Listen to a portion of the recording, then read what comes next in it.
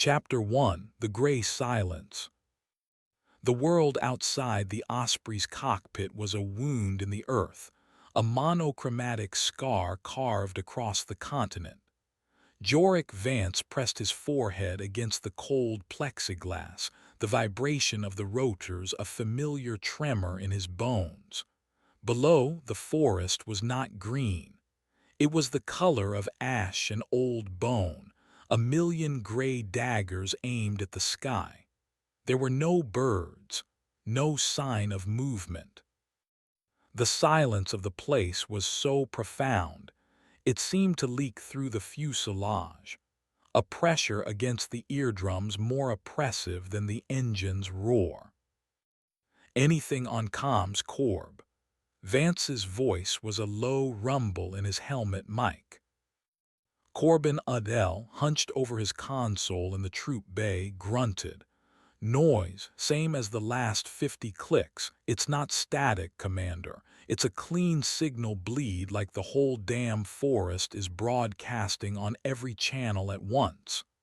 He tapped a screen, his brow furrowed. And I'm still getting those energy readings.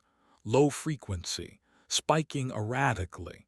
If I didn't know better, I'd say it was biological. It's a geological phenomenon, a crisp voice cut in. Dr. Marin Cashin sat ramrod straight across from Corb, her eyes fixed on the alien landscape below. She was the mission's VIP, the xenogeologist whose company, Astrum Dynamics, had lost the helicopter. The package they were sent to retrieve. A form of large-scale piezoelectricity, most likely. The crystalline structure of the rock formations reacting to tectonic pressure. Vance didn't turn. He had reviewed her file. Brilliant, ruthless, with a reputation for treating people like variables in an equation. Whatever it is, it's cutting us off.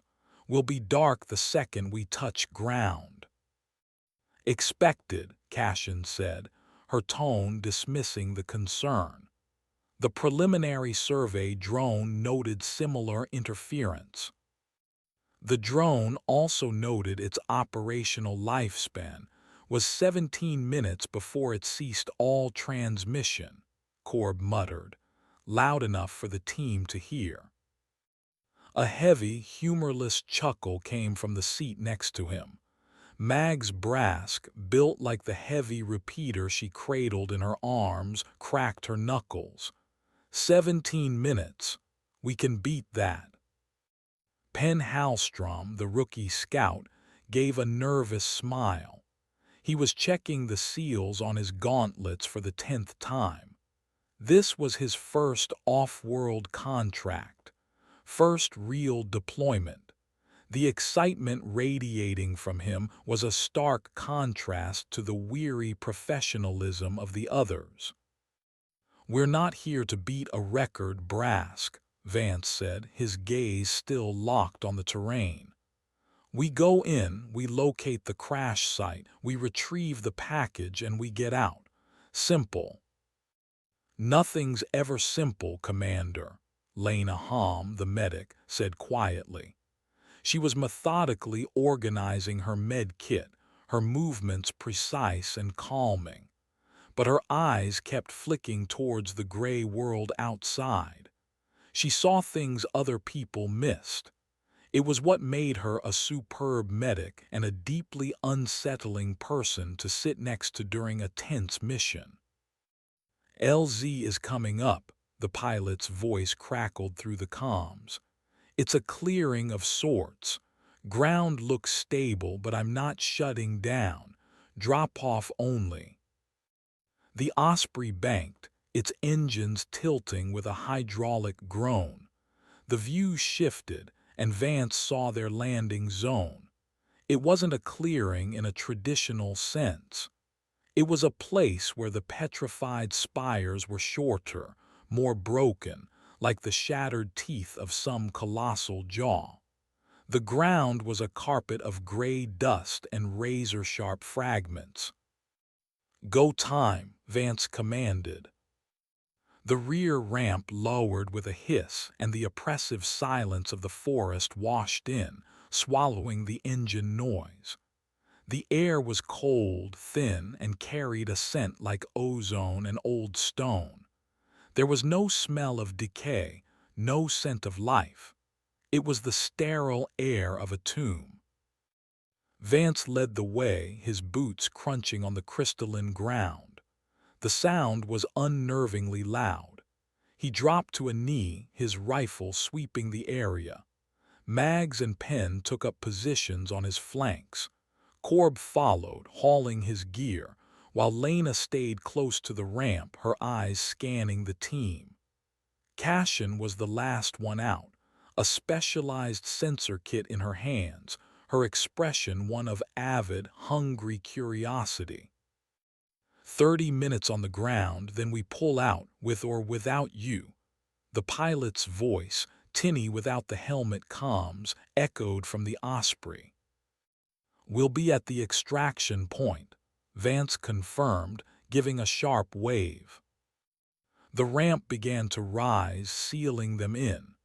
The thrum of the rotors intensified, kicking up a storm of gray dust, and then the aircraft ascended, its shape shrinking against the perpetual twilight of the sky.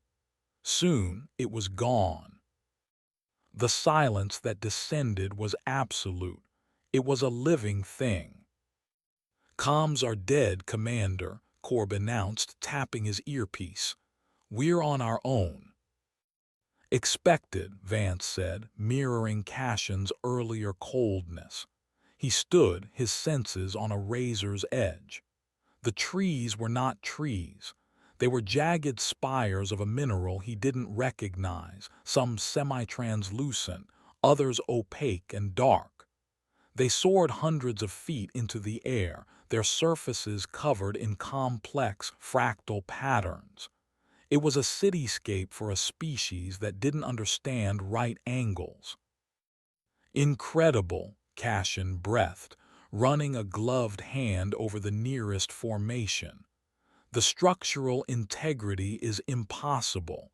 This isn't petrified wood, it's something else entirely."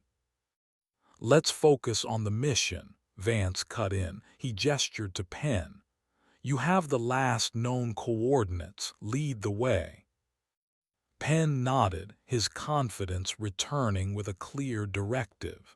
He raised a datapad, its screen glowing in the dim light.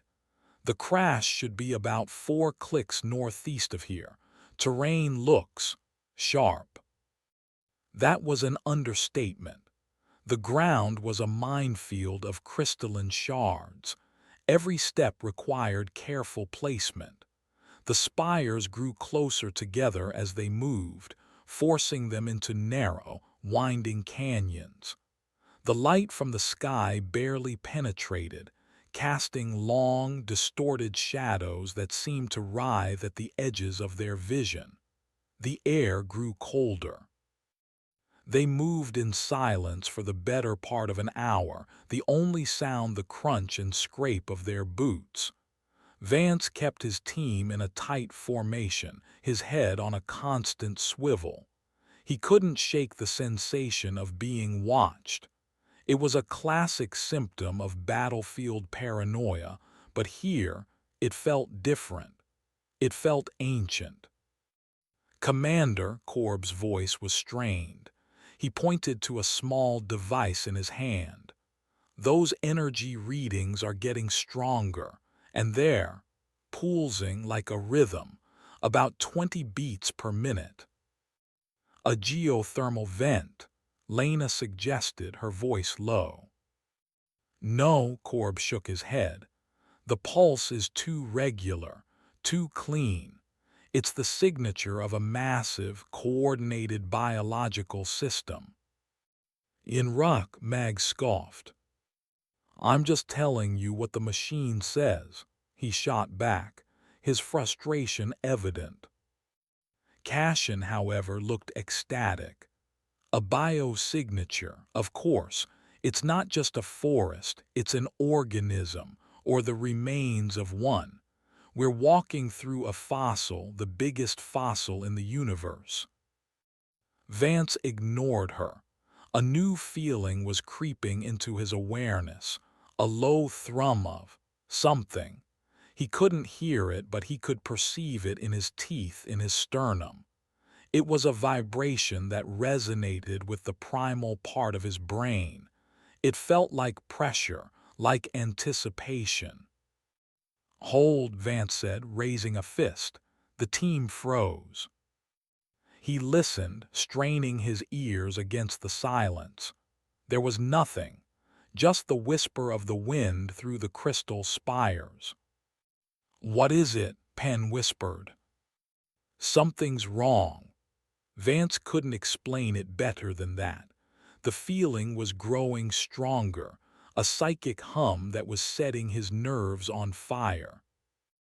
It was Lena who saw it first. Her gaze was fixed on a ridge 50 yards ahead, a glint of metal, up there, wreckage. They approached cautiously. It was a piece of the helicopter's tail rotor, mangled and torn. It was wedged between two of the gray spires, the composite metal a stark, artificial black against the pale stone. "This is it," Penn said, checking his data pad. "Crash site should be just over this ridge." Corb moved toward the wreckage, his sensor beeping erratically. "Energy is off the charts here." He reached out to touch the metal, then recoiled. "It's covered in something slimy." Vance came closer. A translucent, gelatinous substance coated the twisted metal, shimmering faintly in the dim light. It looked organic, alive. Cashin pushed past him, her eyes wide. "Amniotic residue, preservation fluid." She produced a collection vial from her kit. As she scraped a sample into the tube, Lena gasped. Her hand went to her temple, her knuckles white. Her face had gone pale. "Lena, what's wrong?" Vance moved to her side. "My head," she said through gritted teeth.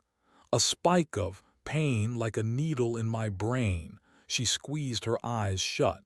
"And a sound, a high-pitched cracking." Vance put a hand on her shoulder. "Medic, talk to me." She didn't answer. Her body was rigid, her breathing shallow. The rest of the team watched, their weapons held ready, their eyes scanning the silent gray spires that surrounded them. The low, subaudible thrum in Vance's bones intensified, coalescing into a single, resonant note of profound and terrible anticipation. The forest was not dead. It was waiting, waiting for them to take the next step over the ridge. Lena let out a choked sob, a sound of pure, uncomprehending agony. The silence that followed was worse than any scream. Chapter 2: The Rhythm of the Nest. The pain left Lena as quickly as it had come. She swayed on her feet, her breath coming in ragged gasps. Vance held her steady, his eyes scanning her face. The color was slowly returning to her cheeks. I'm okay," she stammered, pushing a shaky hand through her hair. "It's gone." "What was it?" Vance demanded, his voice low and urgent. "A migraine." "No," she shook her head, her expression bewildered. "It wasn't my pain. That's the only way I can describe it. It felt broadcasted like a signal. For a second, I thought my skull was going to crack open from the inside." Corb lowered his sensor, his face grim. The energy reading spiked right when she screamed. A massive burst of that same biological signature. He looked from Lena to the piece of wreckage, then to the ridge. "Whatever that stuff is, it's connected to the source." Cashin sealed her sample vial, her movements brisk and devoid of any concern for Lena. A psychic projection, a defensive biological response triggered by contact. The implications are staggering. Her excitement was obscene in the tense atmosphere. The implication is that this place is actively hostile, Mags growled, her grip tightening on her weapon. Let's find the package and get the hell out of here. Vance agreed. Penn, find us a way over that ridge, safely. The rookie scout nodded, his earlier nervousness replaced by a focused determination. He moved ahead, picking a path through the crystalline debris. The climb was steep and treacherous. The petrified material was brittle, and chunks of it broke away under their boots, clattering down into the canyon with a sound like breaking plates. Each step sent a fresh jolt of adrenaline through Vance's system. The subaudible hum was a constant companion now, a vibration that seemed to originate from the very rock they were climbing. As they neared the crest of the ridge, the landscape began to change. The sharp, jagged spires gave way to smoother, more rounded shapes, like colossal ribs arching out of the ground. The floor of the canyon widened, and the ground itself felt different, more yielding, covered in a layer of what looked like fossilized cartilage. The composition is changing, Cashin observed, her voice hushed with awe. We're moving from the outer structure to an interior one. We're inside it. Inside what? Penn asked, his voice tight. The creature, she replied simply. We've been walking on its skin. Now I believe we're entering the thoracic cavity. A chill traced its way down Vance's spine, a cold wholly separate from the frigid air. He looked at the curving walls around them, at the vast, arched ceiling of gray stone above, and for the first time he saw it not as a canyon, but as a ribcage. The ribcage of a being so immense its corpse had been mistaken for a mountain range. Penn reached the top of the ridge first. He froze, his body going rigid. "Scout report," Vance ordered, scrambling up the last few feet. Penn didn't answer. He just stood there, his datapad dangling from his hand. Vance came up beside him and understood, his breath caught in his throat. They were standing on the edge of a massive, bowl-shaped depression, at least a kilometer in diameter. It was a crater, but not one made by an impact. The entire area was a chaotic ruin of shattered, curved plates of opalescent stone, some as large as their transport. It looked like a gigantic egg had been broken open from the inside. In the center of this colossal ruin lay the wreckage of the helicopter. It was a broken toy, its rotors bent and its chassis torn open, nestled against the base of something that defied all logic. From the heart of the crater rose a thick, pulsating pillar of fossilized tissue. It was the color of a deep bruise, and faint violet light pulsed through a network of vein-like structures that covered its surface. It looked like a petrified umbilical cord the size of a skyscraper, still connected to the ground below. A thick, viscous fluid, the same substance they'd found on the wreckage, oozed from its base, pooling into a dark, shimmering mire. This was the source of the hum. This was the heart of the nest. The team assembled on the ridge, each member stunned into silence by the impossible sight.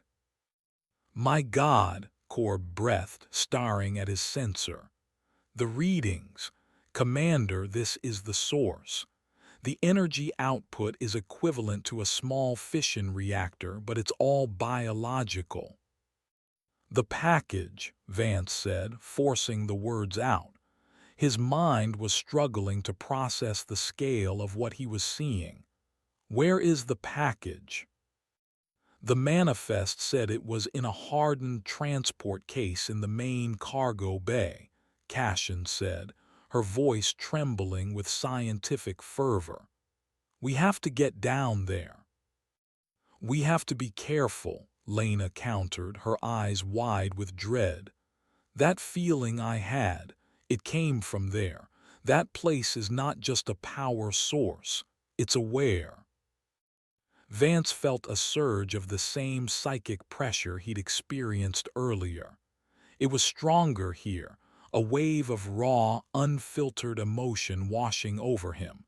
But it wasn't malice or anger. It was something else. A complex, overwhelming sensation of creation, of struggle, of a desperate, violent push into existence. It was the echo of birth, an agony of becoming. He grit his teeth, fighting off a wave of vertigo. "We stick to the plan. Mag's pen find a path down. Corb monitor those energy levels. If they spike, you let me know immediately. Lena, you're with me.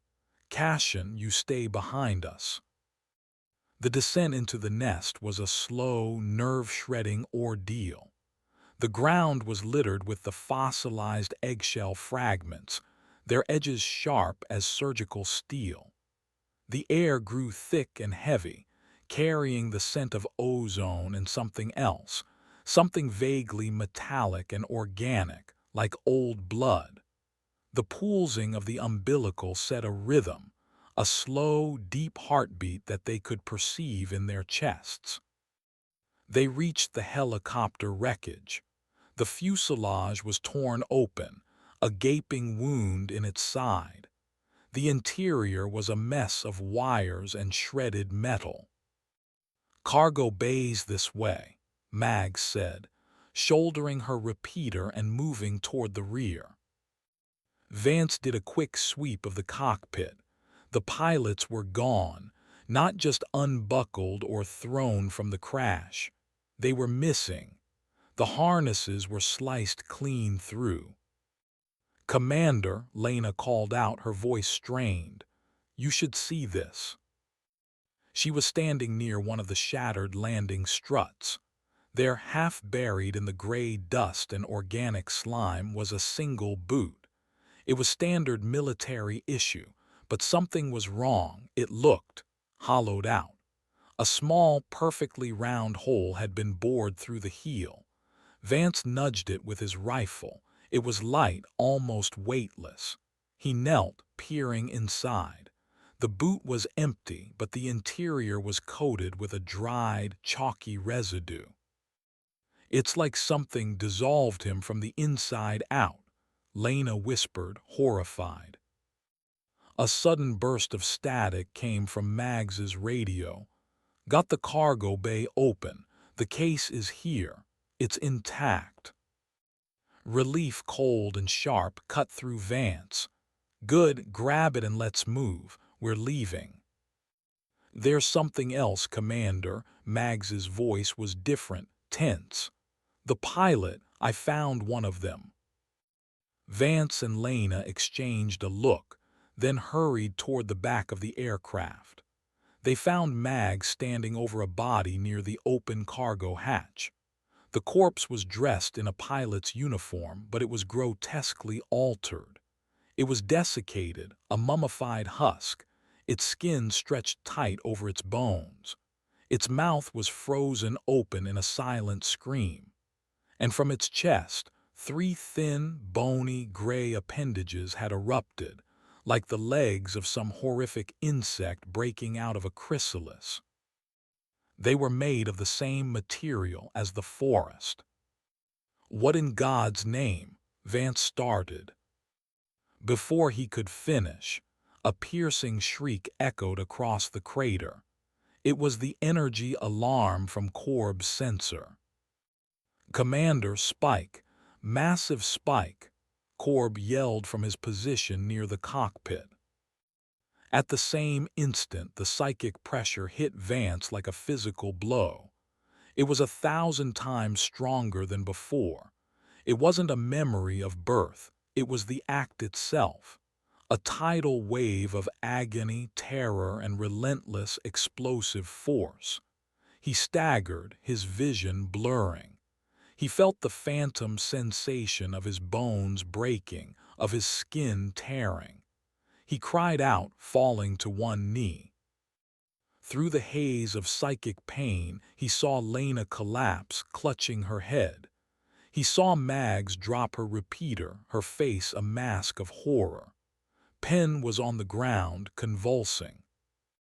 The light from the central umbilical flared, casting the entire nest in a sickly, violet glare. The slow, rhythmic pulse quickened, becoming a frantic, hammering beat.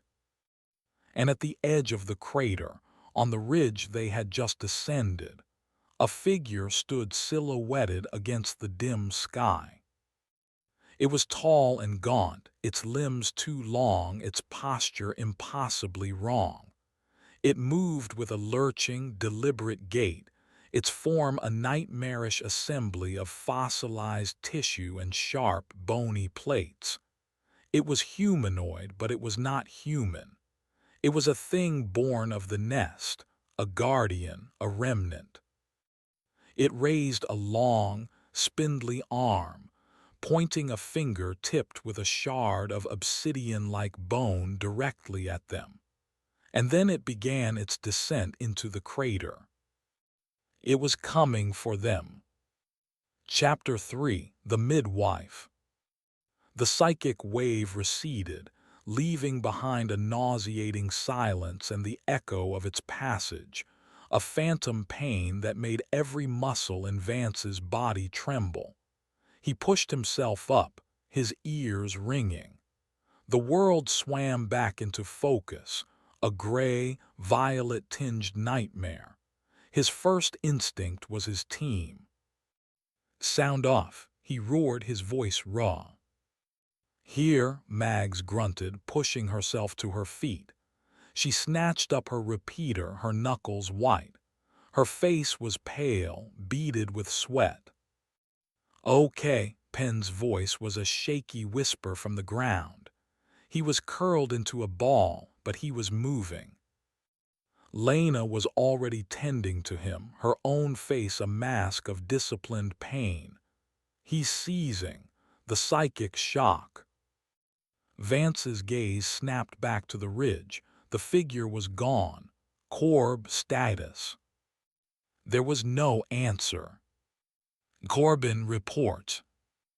The silence stretched, thin and terrible.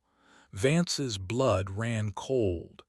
He started moving toward the front of the helicopter, his rifle raised. "Mags with me. Lena, get him stable.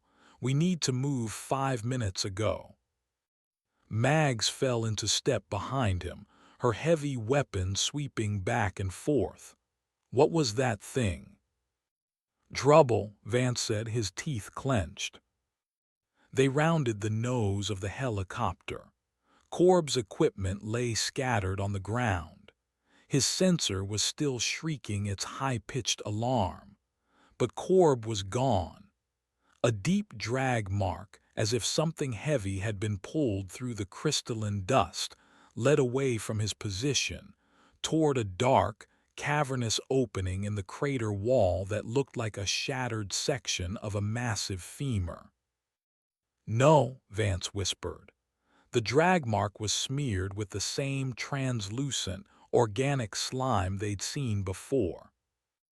A low, wet, cracking sound echoed from the darkness of the cave. It was a sound of immense pressure being applied to bone. "Commander," Mags said, her voice dropping to a dangerous low. Vance knew what they had to do. He also knew it was insane.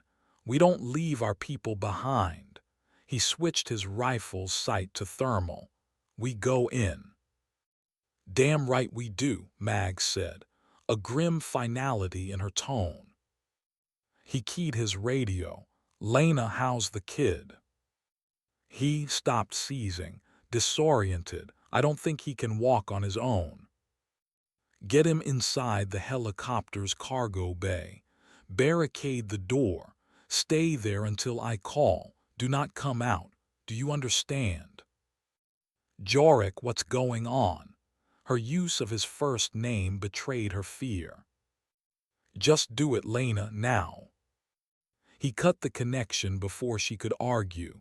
He looked at Mags. Her face was set, her eyes hard. They were soldiers. This was the job, no matter how impossible. "Thermals up. Stay tight," Vance ordered. They moved toward the cave entrance, their boots making soft, crunching sounds in the gray dust. The air pouring out of the opening was cold and carried a thick, coppery smell. The entrance was a jagged maw of petrified bone, 20 feet high. Inside, Vance's thermal scope painted the world in shades of blue, gray, and white. The cave was a natural tunnel, its walls slick with moisture. The cracking sound came again, closer this time. It was followed by a soft, tearing noise. Vance and Mags crept forward, pressing themselves against the cold wall of the tunnel. The drag mark continued, a clear trail into the gloom. 100 feet in, the tunnel opened into a large, spherical chamber. It was a womb of stone, the walls lined with what looked like fossilized capillaries. In the center of the chamber, the source of the heat signature flared white in Vance's scope. It was the creature from the ridge, the midwife. It was hunched over a body, Corb. The thing was a grotesque masterpiece of biological horror. Its skin was a patchwork of leathery, placental tissue and gray, chitinous plates. Its limbs were elongated and double-jointed, ending in long surgical fingers tipped with razor-sharp bone. Its head was a smooth, featureless ovoid, except for a single vertical slit that pulsed with the faint, violet light of the nest. It had no eyes, but it was not blind. It was performing a horrifying operation on Corb. His body was limp, but his chest was rising and falling. He was alive. The creature had him pinned to the ground with two of its spidery limbs. With its other two hands, it was methodically breaking his ribs, one by one, with precise, sickening snaps. It wasn't an act of violence. It was a procedure. It was making an opening. Vance felt a wave of nausea. He raised his rifle, centering the thermal bloom of the creature's head in his sights. He took a breath, held it. Before he could fire, the creature paused. It tilted its head, the vertical slit glowing brighter. It had sensed them. In one fluid, impossibly fast motion, it dropped Corb's body, spun around, and unfurled to its full height of 10 feet. It let out a chittering hiss that was not a sound but a psychic projection of irritation and possessiveness. "Light it up," Vance commanded. Mags opened fire. The roar of her repeater was deafening in the enclosed space. A stream of high-explosive rounds slammed into the creature's chest. The impacts were devastating, tearing off chunks of fossilized flesh and chitin. The creature staggered, but it did not fall. The violet light in its head pulsed furiously. Vance fired a 3-round burst into its head. The round struck home, and the thing shrieked, a silent, psychic scream that hammered at their minds, filled with images of sterile operating tables and the cold, metallic taste of fear. The midwife charged. It moved with a terrifying, unnatural speed, its long limbs eating up the distance. It ignored Mags's continuous fire, its focus entirely on Vance. Vance kept firing, backpedaling out of the chamber. He saw one of his rounds shatter the creature's knee joint. The leg buckled, but the monster didn't slow, dragging the ruined limb behind it. It was a thing of pure, biological purpose. He emptied his magazine just as the creature reached him. A long, bony arm swiped at him. Vance threw himself to the side, the talons scraping against his body armor with a shriek of tortured metal, leaving deep gouges. He hit the wall hard, the impact knocking the wind from him. Mags pivoted, her weapon a blur of motion, and unleashed another sustained burst into the creature's back. It shuddered, its attention shifting to her. It spun, lashing out with its other arm. Mags tried to block with her weapon, but the blow was too powerful. The repeater was torn from her grasp, sent clattering across the cave floor. The creature's talons slashed across her chest, shredding her armor and the flesh beneath. She screamed, a real sound of agony this time, and stumbled backward, clutching her chest as blood welled between her fingers. Vance slammed a fresh magazine into his rifle. Mags. The midwife loomed over her, its head slit pulsing with triumph. It raised its arm for a final, killing blow. Vance aimed and fired, not at the head, but at the creature's remaining good leg. The round struck the joint, and with a sound like a granite slab cracking in two, the leg shattered. The creature collapsed into a heap, its momentum carrying it into the wall. It thrashed on the ground, a tangled mess of broken limbs and raw fury. Vance scrambled to Mags's side. The cuts on her chest were deep. "Lena, I need you. Mags is hit. She's hit bad," he yelled into his radio, forgetting in his panic that comms were down. The silence was his only answer. He had to get her out of here. He looked at Corb's unmoving form in the chamber, then at Mags bleeding on the floor, then at the writhing, crippled monster. He made a choice. "We're leaving," he said, grabbing Mags and hauling her to her feet. She cried out in pain but leaned on him. They stumbled out of the cave, back into the violet-hued twilight of the nest. The great umbilical continued its frantic, hammering pulse. "The bay," Mags gasped, blood staining her lips. "Get to the bay." Vance practically dragged her toward the helicopter wreckage. The cargo bay door was shut. "Lena, open up," he yelled, his voice hoarse. A metallic scrape came from inside, and the door slid open a few inches. Lena's pale face appeared in the gap. Her eyes widened at the sight of Mags. She threw the door open, and together they pulled the wounded soldier inside. Penn was in the corner, huddled under a thermal blanket, his eyes wide with terror. "Barricade it again," Vance ordered, laying Mags down gently. "Use the cargo pallets." As Lena and a trembling Penn struggled to move the heavy containers, Vance knelt by Mags. Lena was already there, her hands working fast, applying a biofoam sealant to the deep gashes. "Will she make it?" Vance asked, his voice barely a whisper. Lena's face was a grim mask. "She's lost a lot of blood. The foam will stabilize her, but she needs a real med bay. She needs to get out of here." They all needed to get out of here. A heavy, scraping sound echoed from outside, followed by a wet, dragging noise. It was the sound of the crippled midwife, pulling its broken body across the crystalline ground. It was coming for them. "It's not going to stop," Penn whimpered from the corner.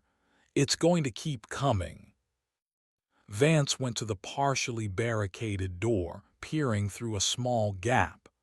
The creature was dragging itself toward the helicopter, leaving a trail of its own black ichor and Corb's blood. Its vertical slit head was fixed on their position, a beacon of single-minded alien intent. Its purpose was clear. It had been interrupted. It had a procedure to finish, and it seemed to believe its patient was inside the helicopter with them. Vance checked his ammunition. 2 magazines left. Mags's repeater was back in the cave. Their chances of fighting their way out of the crater had just dropped to near zero. He looked around the cargo bay. His eyes landed on the object they had come here for, the hardened transport case. It was bolted to the floor exactly as the manifest had described. Their mission objective, the package. A desperate, insane idea began to form in his mind. He looked at the case, then at the approaching monster. He looked at his wounded team. The package was their only leverage. It was their only hope.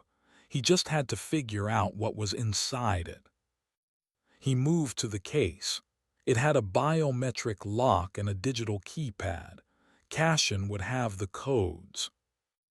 "Lena, keep pressure on that wound," he said, his voice hard with new resolve. "Penn, get a weapon. You're on watch at that door. You see anything other than me move, you shoot it." He turned and slipped back out of the cargo bay before anyone could object, closing the door behind him. He was alone again in the pulsating twilight of the nest, with the broken midwife dragging itself ever closer. But he wasn't going toward the creature. He was sprinting in the opposite direction, back toward the ridge where he had last seen Dr. Marin Cashin. She had the answers, and he was going to get them, one way or another. Chapter 4: The Progenitor's Shadow. The run back to the ridge was a desperate, lung-burning scramble. Vance ignored the stinging cuts from the crystalline ground as he scaled the incline, his mind a razor-sharp point of focus. Mags was bleeding out. Corb was gone. Penn was a broken kid, and Lena was holding it all together with sheer will. They were all depending on him, and their only way out was locked in a box he couldn't open. The only person who could was a woman who likely viewed their deaths as an acceptable loss. He vaulted over the final ledge, his rifle sweeping the area where he'd last seen Cashin. She wasn't there. For a terrifying second, he thought the midwife had gotten to her, that his last hope was gone. Then he saw her, 50 meters away, crouched near the edge of the crater, her silhouette a dark shape against the violet pulse of the umbilical. She wasn't hiding. She was observing. She had a high-powered digital scope raised to her eyes, pointed directly at the helicopter wreckage. She was watching them die. Rage, cold and pure, flooded Vance's veins. He moved toward her, his steps silent in the gray dust. He was 10 feet away when she finally lowered the scope, her senses apparently alerting her to his presence. She turned, and her face held no surprise, no fear, only the mild annoyance of a scientist whose experiment had been interrupted. "Commander," she said, her voice even, "your tactical discipline is deteriorating. You left your team." "They're trapped," Vance bit out, his rifle aimed squarely at her chest. "Mags is dying. That thing you called a biological response took Corb. I need the codes for that case. Now." Cassion's eyes flicked down to the barrel of his weapon and then back to his face. A faint, condescending smile touched her lips. "And what do you imagine is in that case, Commander? A bigger gun, a magic button to make the monster disappear. I imagine it's my only card left to play. The code's Cassion." The pressure in his skull was building again, a low thrum that mirrored the nest's heartbeat. His patience was a fraying wire. "The contents are specific," she said, rising slowly to her feet. She was not intimidated. "It's a bioacoustic device, a modulator. It emits a highly targeted sonic frequency, calibrated to mimic the primary distress call of a newborn leviathan." Vance stared at her, the words failing to compute for a moment. "A distress call. You brought a beacon. You led us into its home and brought a dinner bell." "Don't be simplistic," she chided, her tone sharp. "It's not for that creature. That thing is a janitor, a biological automaton left behind to clean up the birthing process. It's insignificant. The device is for what comes after, the progenitor, the parent." Her eyes shone with a feverish, intellectual lust. "We theorized that the parental instinct in a species of this scale would be overwhelmingly powerful. The device is a lure, a means to draw it out of wherever it resides to study it. The mission was never retrieval, Commander. It was initiation." The pieces clicked into place with sickening clarity. The faked crash, the specific flight path, the package. They weren't a rescue team, they were bait. "You son of a bitch," Vance breathed, his finger tightening on the trigger. "You were going to sacrifice everyone, the pilots, us. A necessary expenditure for the greatest biological discovery in human history," she stated, as if explaining a simple mathematical formula. "The data from their physiological and psychological responses to the nest's environment alone is worth more than all our lives." The psychic hum in Vance's head sharpened into a piercing whine. The ground beneath his feet seemed to vibrate. He saw Cassion's eyes widen slightly, her gaze shifting to a point beyond him, into the vast, gray emptiness of the forest that surrounded the crater. "The energy readings," she whispered, a new tone in her voice, not fear. "Oh, they're changing. The entire region is resonating. Something is responding." Vance didn't dare turn around. "The codes, Marin, last time I ask. And if I refuse, then your experiment ends here. I'll put a hole in your head and we'll all die in this ditch together." She studied his face, her analytical mind calculating the odds. She saw the resolve in his eyes, the utter lack of hesitation. She had pushed him past his breaking point. He was no longer a soldier following orders. He was an animal protecting its pack. With a sigh of frustration, she reached for the datapad on her belt. "You are a Neanderthal, Commander. You are trying to solve a quantum equation by hitting it with a rock.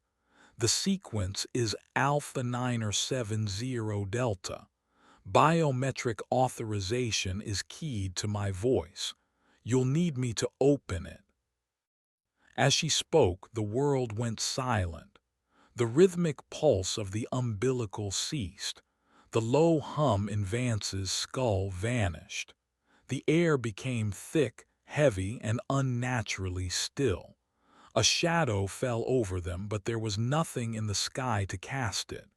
It was a darkness that did not block the light but consumed it. A pressure, immense and ancient, descended upon the nest. It was not the sharp, violent agony of birth. It was a vast, contemplative sorrow, a grief so profound and cosmic in scale that it felt like a physical weight. Vance staggered, his knees buckling. His rifle felt like it weighed 1,000 pounds. He saw Cashin drop her datapad, her hands pressed against her temples. Her scientific detachment was gone, replaced by a mask of pure, uncomprehending terror. The world did not go dark. It was drained of meaning. Vance's vision was flooded with an impression, a memory that was not his own. He saw a black sky, not with stars but with burning galaxies. He saw a shape move between them, a being of impossible size, a creature not of flesh and bone but of woven gravity and dark energy. It was swimming through the void, and it was singing a song of creation. He perceived the moment of conception, not as a biological act but as a deliberate thought, a splinter of its own consciousness given form. Then he saw the nest, not as a crater of rock but as a warm, living cradle. He perceived the long, patient eons of gestation. He felt a love so vast and primal it was indistinguishable from the fabric of spacetime itself. And then he experienced the loss. He saw what had killed them. It was not a predator. It was not a battle. It was a wave of something from outside the universe, a creeping, silent entropy, a wrongness that unmade reality as it passed. It was a blight that had swept through this region of space eons ago, and the progenitor had arrived too late. It had returned to a silent cradle, to a clutch of eggs that would never hatch, their nascent minds extinguished before they could truly form. The petrified forest was not a graveyard. It was a tombstone, the largest tombstone in the galaxy. The psychic impression was the progenitor's shadow, a permanent echo of its grief imprinted upon this place. The agony of the nest was not birth, it was death. The violent, final, neurological firing of a dying infant brain, looped for eternity. The vision receded, leaving Vance on his hands and knees, gasping for air he couldn't draw. His nose was bleeding. His mind felt scoured, hollowed out. He had just experienced the sorrow of a god. He looked at Cashin. She was retching, her body convulsing. The truth she had sought was infinitely more terrible than her theories. The silence was broken by a screech of tearing metal from the crater below. The midwife.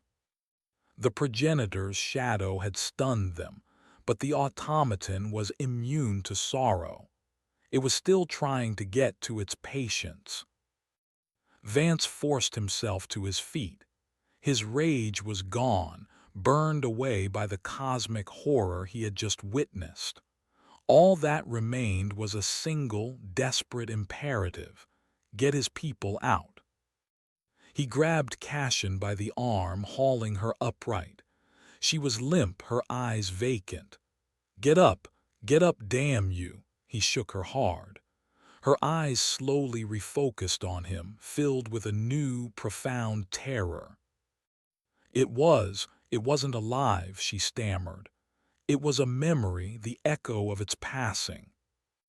"I don't care," Vance snarled, shoving her datapad into her hands. "We're going back down. You are going to open that box. Now move." He pushed her toward the path leading back into the nest. The shadow had passed, and the sickly, violet pulse of the umbilical had returned, a frantic, mindless rhythm in a place of monumental grief. Below, the sound of the midwife's assault on the helicopter was a steady, rhythmic, tearing counterpoint. They were running out of time, and Vance now understood that the distress call device might not be a lure. It might be an abomination, an insult to the dead on a scale he could not comprehend. And it was still his only option. Chapter 5: The Unborn. The inside of the cargo bay was a sweatbox of fear. Every scrape of the midwife's talons against the outer hull was a physical jolt, a sound that bypassed the ears and went straight to the spine. Lena knelt beside Mags, trying to ignore the rhythmic, metallic screeching. Mags's breathing was shallow, her skin clammy. The biofoam had stopped the bleeding, but her vitals were dropping. "Stay with me, Mags," Lena murmured, checking the seal on the field dressing. "Commander will be back soon." She wasn't sure if she was trying to reassure Mags or herself. In the corner, Penn was not handling the siege well. He sat with Mags's heavy repeater across his lap, a weapon far too large for him. He wasn't holding it like a soldier. He was clutching it like a child with a security blanket. His eyes were wide, fixed on the vibrating wall of the fuselage. "It knows we're in here," he whispered for the 10th time. "It can smell us." "It's an automaton, Penn. It's following a protocol," Lena said, her voice strained with forced calm. "It thinks we're something that needs to be delivered. It can't think, it just does." "It tore Corb apart," he countered, his voice cracking. "That seemed pretty thoughtful to me." Lena had no answer for that. The rhythmic scraping stopped. A new sound began, a deep, resonant thump, thump, thump. The midwife was using its own body as a battering ram, methodically striking the same point on the hull over and over. The entire aircraft shuddered with each impact. A fine shower of dust and condensation shook loose from the ceiling. "It's going to get in," Penn said, his voice flat with certainty. "Vance will be back," Lena repeated, her mantra wearing thin. As the physical assault continued outside, a new, more insidious attack began within. The psychic pressure of the nest started to change. The violent, agonizing pulse of the umbilical began to fade, replaced by something else. It was a soft, gentle, lulling sensation, a psychic whisper that promised warmth and safety. It was the absolute opposite of the pain they had felt before, and it was 1,000 times more dangerous. Lena felt it first as a warmth spreading through her limbs. Her gnawing anxiety began to dissolve, replaced by a strange, peaceful lassitude. Her focus on Mags's injuries softened. It would be so easy to just rest for a moment, to close her eyes. She shook her head, trying to clear it. The whisper grew stronger, and with it came an image in her mind's eye, a memory.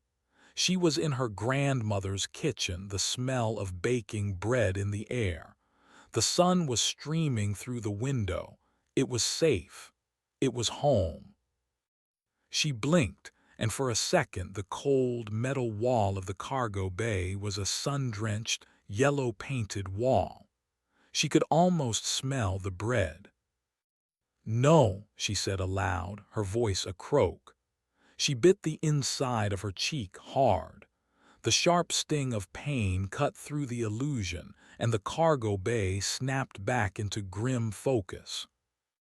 She looked at Penn. His eyes were unfocused, a faint, beatific smile on his face. He was no longer looking at the wall. He was staring at the barricaded door. "Penn," she said, her voice sharp. He didn't respond. He just stared, his smile widening. "Mom," he whispered. "Penn, listen to me," Lena said, her heart pounding. "That's not real.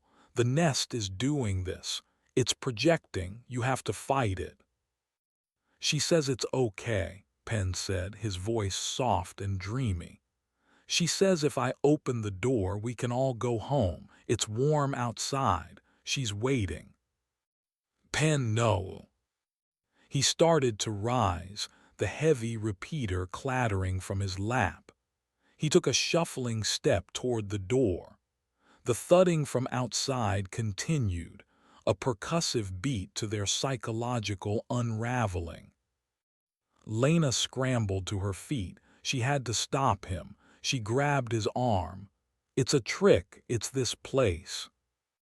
He turned to her, and his eyes were not his own. They were placid, empty. You can't stop me, he said with a serene calm that was more terrifying than any scream. She's waiting for me.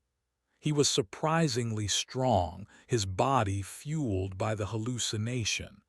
He pushed her away, and she stumbled back, tripping over a loose strap on the floor. As Penn reached the cargo pallets blocking the door, Mags began to murmur on the floor. Her eyes were closed, but her lips moved. "It's so dark," she whispered, her voice a pained rasp. "I can hear the water. Elias, is that you? Don't leave me here."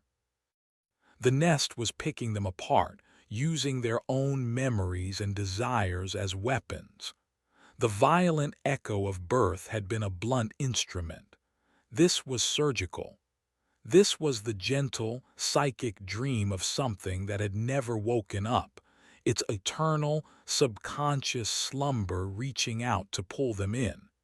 It was the song of the unborn. Penn began to pull at the heavy cargo pallet, his movements clumsy but determined. "I'm coming, Mom. I'm almost there." Outside, the thudding stopped. A new sound replaced it, a high-pitched, grinding shriek. The midwife had found a weak point, a seam near the door's hydraulics. It was tearing its way in. Thin slivers of light appeared as the metal began to peel away from the frame. Lena pushed herself up, her mind racing. She couldn't let him open that door. She grabbed the first thing she could find, a heavy, discarded med kit. She ran at Penn, swinging it with all her might. "I'm sorry, Penn," she cried, as she brought it down against the side of his head. He grunted, his eyes rolling back, and collapsed to the floor in a heap.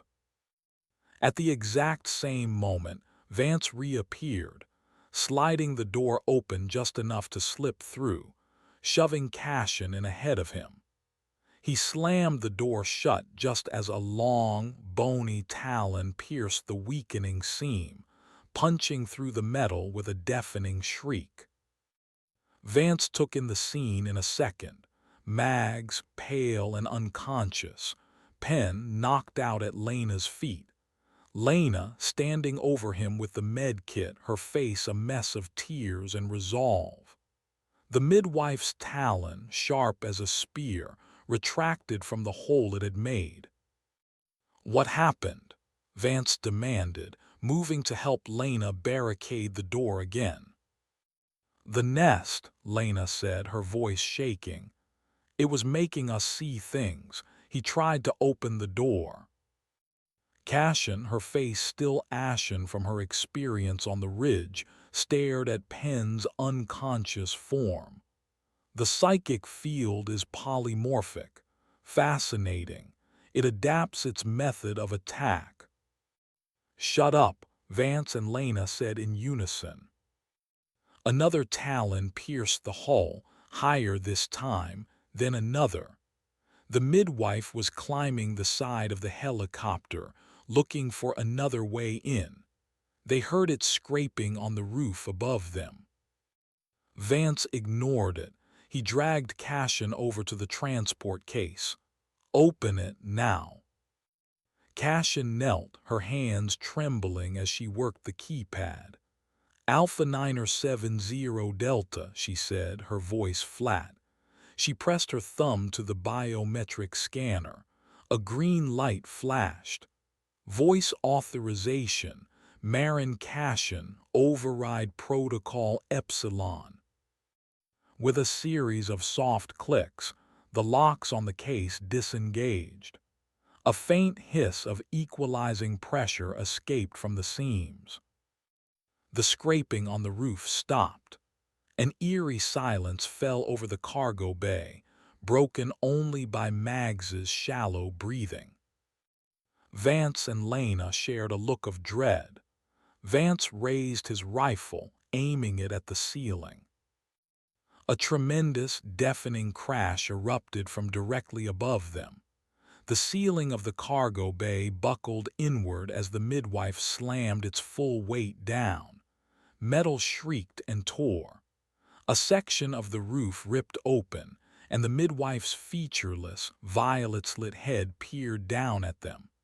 It let out its silent, psychic hiss, a wave of cold, sterile purpose. Vance opened the case. Inside, nestled in soft, black foam, was not a weapon. It was a sleek, metallic sphere about the size of a human head.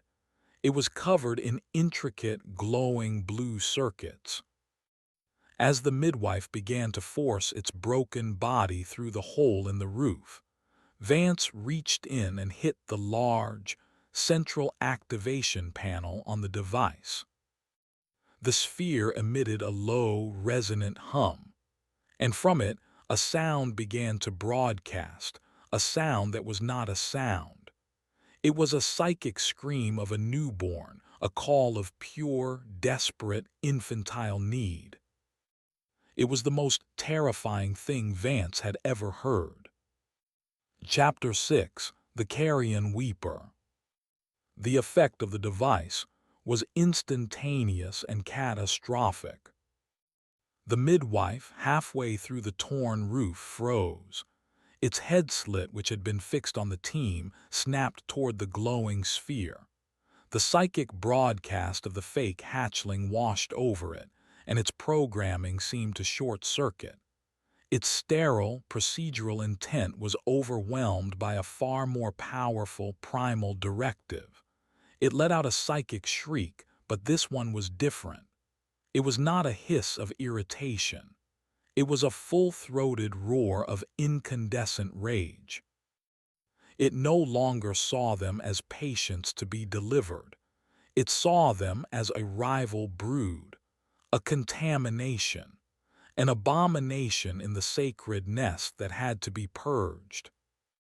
With a heave of its powerful, unbroken arms, it tore a larger section of the roof away and dropped into the cargo bay, its broken legs dragging uselessly behind it. It landed with a heavy, wet crunch, its full attention on the glowing sphere in Vance's hands. "What's it doing?"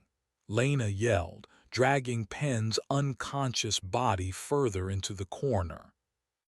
"She built a jealousy machine." Vance roared back, raising his rifle. He fired a burst into the creature's chest, but the round seemed to have no effect. Its rage was a shield. It ignored him, its spidery limbs reaching for the device.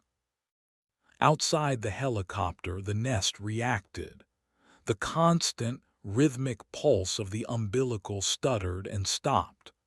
The ground itself began to tremble, and a low, groaning sound, like a continent shifting, echoed through the crater. The bioacoustic signal from the sphere was not just affecting the midwife. It was resonating with the very fabric of the petrified ecosystem. Through the gash in the roof, Vance could see the landscape transforming. The fleshy, orchid-like plants that dotted the crater floor, the carrion weepers, began to stir. Their vines, previously dormant, writhed and grew at an unnatural rate, slithering across the ground like serpents. Thorny tendrils, thick as a man's arm, began to climb the hull of the helicopter, their sharp points scraping against the metal. The nest was waking up. The midwife lunged. Vance shoved the device into Lena's arms. "Keep it away from him." He met the creature's charge, using his rifle as a club, slamming the stock into the side of its featureless head. The blow landed with a sickening crack like hitting marble. The creature barely flinched. It swiped at him, its talons tearing through the sleeve of his uniform, leaving 4 deep furrows in his arm. Pain, sharp and hot, shot up to his shoulder. He stumbled back just as Mags, from her position on the floor, let out a groan. Her eyes fluttered open. Delirious, her gaze locked on the monster. Her training, buried deep beneath the pain and the psychic assault, took over. She fumbled at her side, her hand searching for a weapon that wasn't there. "Hostile," she mumbled, her voice thick. The midwife, seeing the movement, momentarily shifted its attention. It saw her as another part of the rival brood. It raised a clawed hand to strike her down. Vance saw his opening. He surged forward, ignoring the fire in his arm, and tackled the creature around its midsection. They went down in a heap, the midwife's broken legs tangling with his. It was immensely strong. Its arms pinned him, its sterile, alien purpose pressing down on him. He could feel its sharp, bony exoskeleton digging into him. The violet slit on its head was inches from his face, pulsing with a cold, hateful light. He felt a psychic probe, a dispassionate attempt to analyze him before it tore him apart. On the ridge, Marin Cashin watched the chaos unfold through her scope, her face alight with pure, unadulterated triumph. "Yes," she whispered to the empty air. "A full-spectrum response. Aggression, territorial defense, ecological activation. The data." She was no longer a human being. She was a raw nerve of scientific discovery, and the scene below was the culmination of her life's work. Back in the chopper, Lena scrambled away from the fight, clutching the sphere. Penn was starting to stir. The vines of the carrion weepers were now forcing their way through the hole in the roof, their thorns screeching against the torn metal. They seemed drawn to the heat of the living bodies inside. One of the tendrils brushed against Mags's leg. The midwife squeezed, and Vance felt his ribs creak. His vision started to gray at the edges. He was losing. He fumbled at his belt, his fingers closing around the hilt of his combat knife. With his last bit of strength, he jammed the blade upward, aiming for the pulsing violet slit on the creature's head. The blade sank in with a wet, grinding crunch. The creature's psychic scream was a nova of pure agony that blasted through Vance's mind. For a moment, he saw through its non-eyes. He saw the world as a series of biological imperatives, of protocols and sacred duties handed down through eons. He felt its confusion, its pain, and its ultimate, overwhelming failure. The pressure on his chest vanished. The creature went rigid, shuddered, and then collapsed on top of him, a dead, heavy weight of alien flesh and petrified bone. Vance lay there, gasping for air, the monster's corpse pinning him to the floor. The psychic scream of the device was still broadcasting its false, desperate need into the awakening nest. He had won the battle, but the noise of their survival was echoing across the entire forest. They had just announced their presence to anything else that might be listening. The groaning of the crater intensified. It was joined by a new sound, a sharp, chittering noise amplified by the crater's acoustics. It sounded like a million pieces of shattering glass. It was coming from the far side of the nest, from the deep shadows where the petrified spires of the outer forest began. Lena, her face pale, looked out through the gash in the roof. "Commander," she said, her voice trembling, "what is that?" Vance pushed the midwife's body off him and staggered to his feet.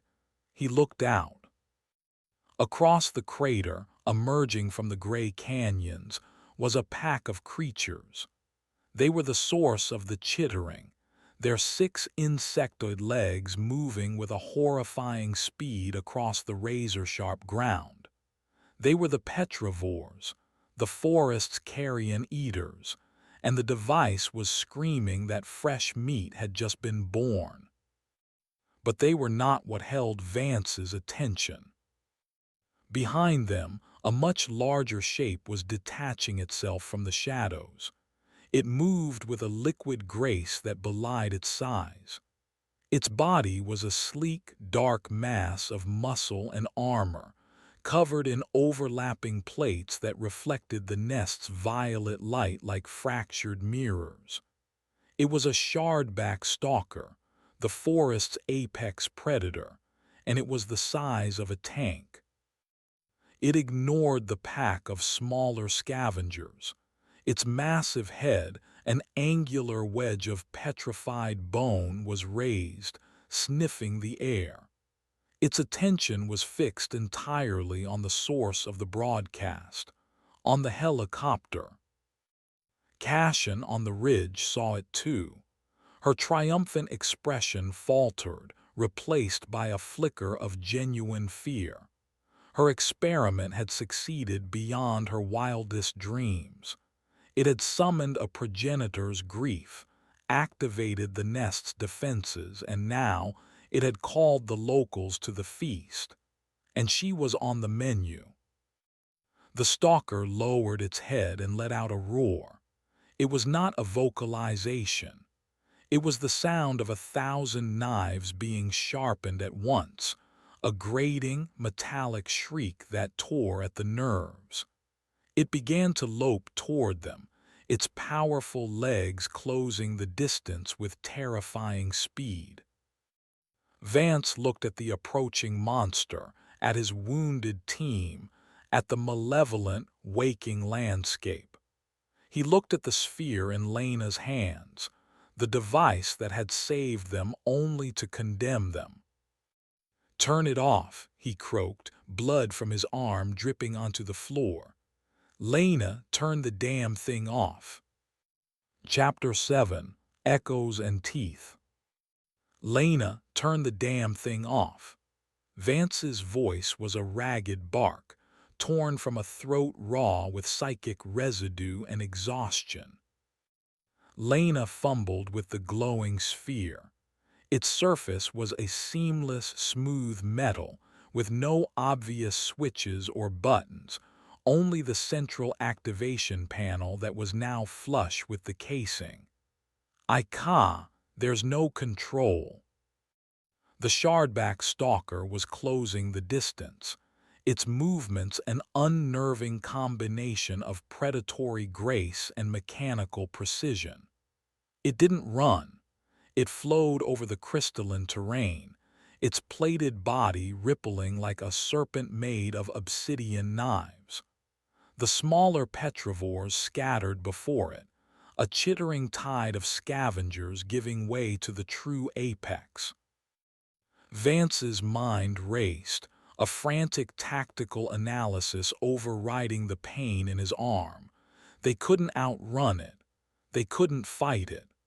Their position in the torn-open helicopter was a death trap, a metal can that the stalker would peel open with ease. They had to get out. They needed a diversion. His eyes fell on the hulking, dead weight of the midwife. The creature's black ichor was pooling on the floor, thick and viscous. An idea born of pure desperation sparked in his mind. "The fuel line," he yelled, pointing toward the helicopter's ruptured underbelly. "We need to make a fire break." "It's a fossil forest. There's nothing to burn," Lena countered, her eyes wide with terror as the stalker drew nearer. "Not the forest, them." Vance gestured with his knife toward the swarm of petrivores that were now cautiously circling the wreckage, drawn by the device's signal but wary of the larger predator. "They're organic. They'll burn." It was a horrific, insane plan. "Cashin!" Vance yelled, looking up through the gash in the roof toward the ridge. "I need to know what happens if this sphere is destroyed." He could just make out her small figure, scope still raised. For a moment she didn't respond. Then her voice, amplified by a small directional speaker on her equipment, drifted down to them, thin and metallic. "The internal power cell will rupture, catastrophic energy release.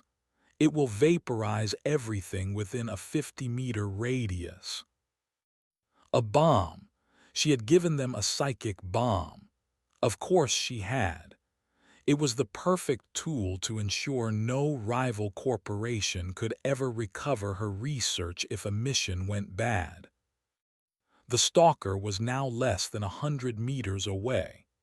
Its head was low to the ground, and the grating, sharpening sound it made was a constant, nerve-shredding thrum. Vance made the decision. It was their only way out. "Lena, give me the sphere."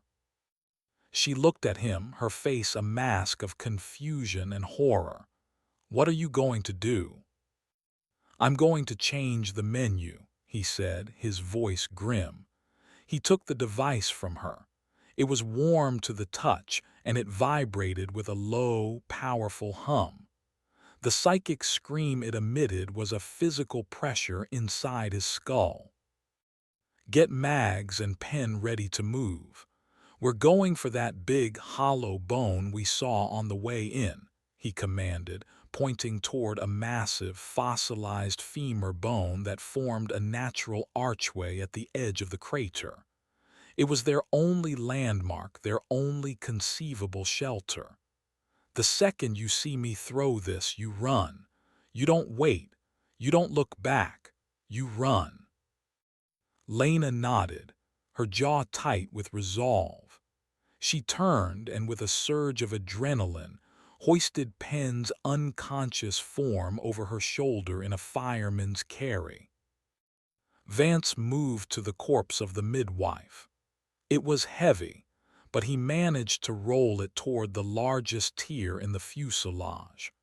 He used his knife to cut a line from the main fuel tank, and the acrid-smelling jet fuel began to pour out, soaking the dead creature and the ground around it. The stalker paused, its head tilting. It had caught the scent of the fuel, a chemical signature that did not belong in its world. The hesitation was all Vance needed.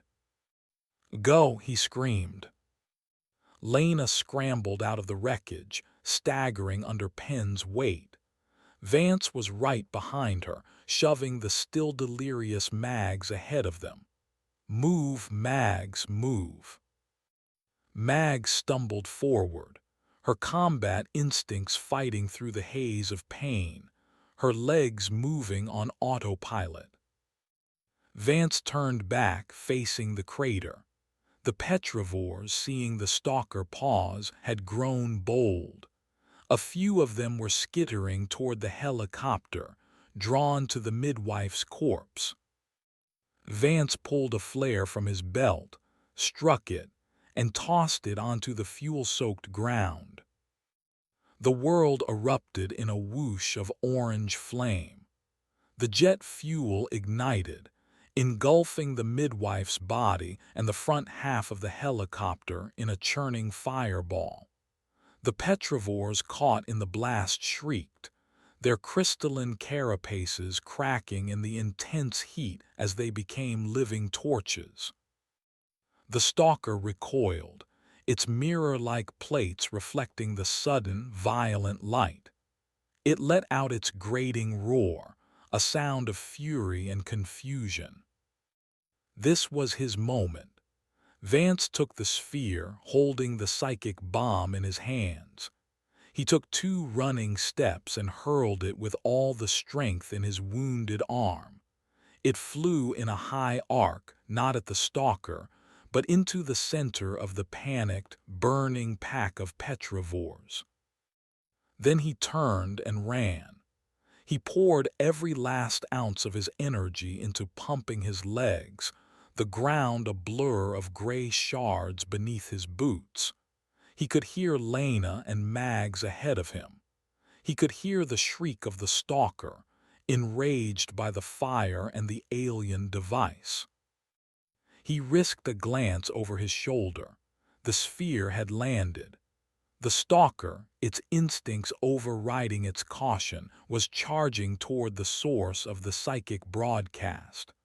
The remaining petrivores, driven by a mindless, suicidal hunger, converged on the same spot. Vance dove, tackling Lena and Mags, forcing them all to the ground behind a large, curved piece of petrified eggshell, just as the world turned white. There was no sound. The explosion was silent, a pure, clean release of energy that consumed all noise. A wave of force, hot and violent, slammed into their shelter, showering them with razor-sharp debris. The psychic scream of the device cut out, replaced by an even more terrifying emptiness. After a few seconds that stretched for an eternity, Vance lifted his head. His ears were ringing. The air tasted of ozone and cooked meat. He looked back at the helicopter, or what was left of it. A 50-meter circle of the crater floor had been scoured clean, fused into a glassy, black obsidian. At its center, there was nothing. The sphere, the petrivores, and the front half of the stalker were simply gone. The rear half of the massive predator lay twitching on the ground, its entrails steaming on the hot glass.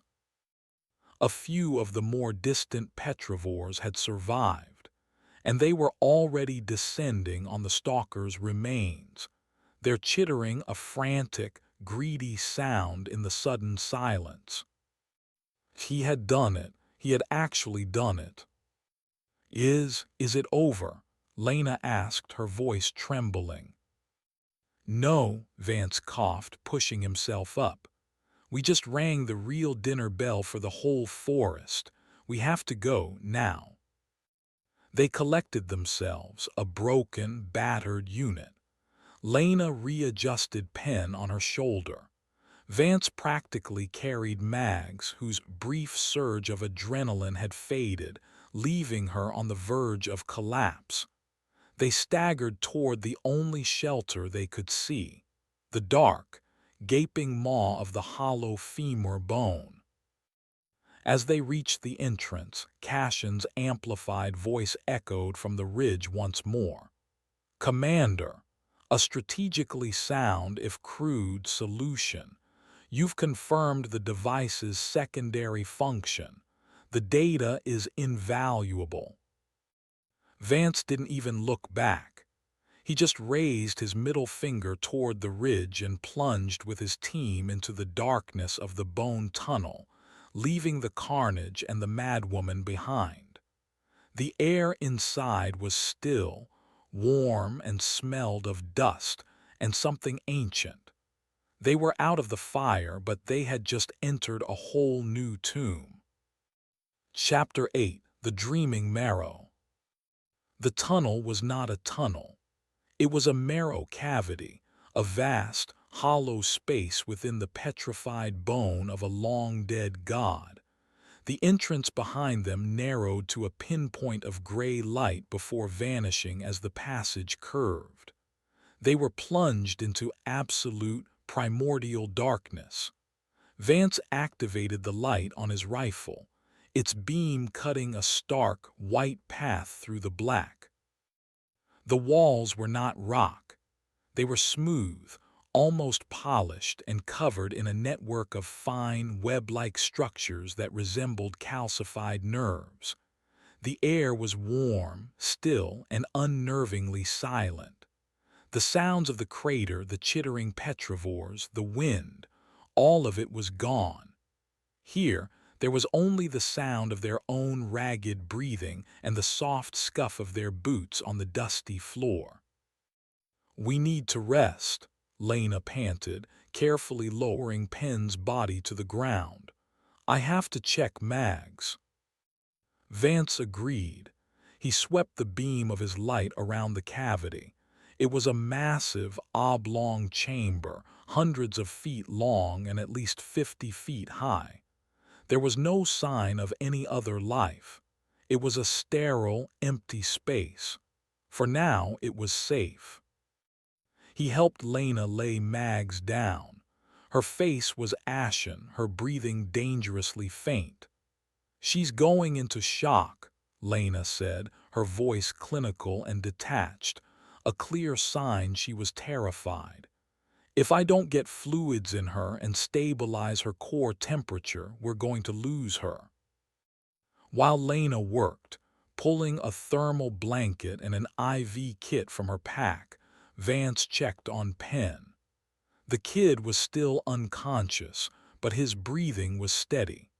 The blow to the head had probably saved his life, knocking him out before the psychic lure of the nest could fully take him. Vance stood guard, his rifle held at a low ready, his light piercing the oppressive darkness. He felt the adrenaline from their escape begin to fade, replaced by a bone-deep exhaustion. The pain in his arm was a dull, throbbing fire. He leaned against the smooth, curved wall of the bone tunnel. It was warm to the touch, like living tissue. A strange sense of peace began to settle over him. The constant, grinding tension of the last few hours started to recede. The wall at his back was comforting. The silence was restful. His eyelids felt heavy. It would be good to rest, just for a minute. He saw a light not from his rifle, but a soft, golden glow that seemed to seep from the walls themselves. In the light he saw a shape.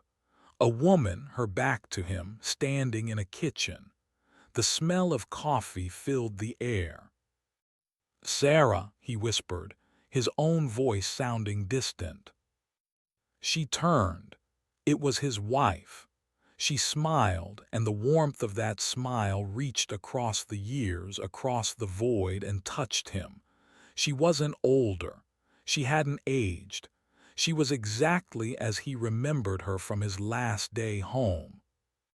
"You're late, Jorik," she said, her voice a perfect memory.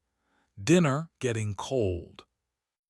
A little girl with his eyes peeked out from behind her mother's legs. "Daddy." "Maya," he breathed. It was impossible. He knew it was impossible. But the longing, the sheer, crushing weight of his desire for it to be real was an anchor, pulling him down into the illusion. He took a step toward them, his rifle slipping from his grasp. "Commander." A voice, sharp and urgent, cut through the golden haze. The kitchen flickered. "Jorik, wake up." Lena's face swam into his vision. She was shaking his shoulder, her expression frantic. "Don't fall asleep. Whatever that was out there, it's in here too. It's stronger." Vance blinked and the warm kitchen was gone. He was back in the cold, dark marrow of the bone, the beam of his rifle casting long shadows on the floor. His heart was hammering against his ribs. He had almost surrendered. "It's the walls," Lena said, her voice a low, intense whisper. She pointed her own small tack light at the surface of the bone. The fine, web-like structures were glowing with a faint internal luminescence, pulsing in a slow, hypnotic rhythm. It's a psychic resonator. It's amplifying the field, but it's different. It's not attacking. It's soothing. It's trying to put us to sleep. A groan came from the floor. Mags was stirring. Her eyes were open, but they were unfocused, looking at something on the ceiling that wasn't there. "Elias," she whispered, a tear tracing a path through the grime on her cheek. "You came back. I knew you would." "Mags, no," Lena said, grabbing her hand. "Elias is gone, remember. You have to remember." Mags's face contorted in a brief flash of pain and clarity. "He's gone." Then her eyes glazed over again and a look of peace settled on her features. "But he's right here. He's waiting for me." Her breathing began to slow, her body relaxing in a way that was terrifyingly final. "It's killing her," Lena said, her voice breaking. "The illusion is offering her peace and her body is accepting it. It's shutting down." Vance knew in that moment that this place, this seeming sanctuary, was the most dangerous place they had yet encountered. The midwife attacked the body. The stalker hunted with teeth and claws. This thing, this unborn dream, it attacked the soul. It didn't kill you. It convinced you to die. He looked at Penn. The rookie's eyelids were fluttering. He was starting to wake up. That was the last thing they needed. "We have to keep moving," Vance said, his voice raw. "We can't stay here." "Move where?" Lena cried, gesturing at the oppressive darkness ahead. "We don't know what's deeper in here." "It's better than what's here," Vance insisted.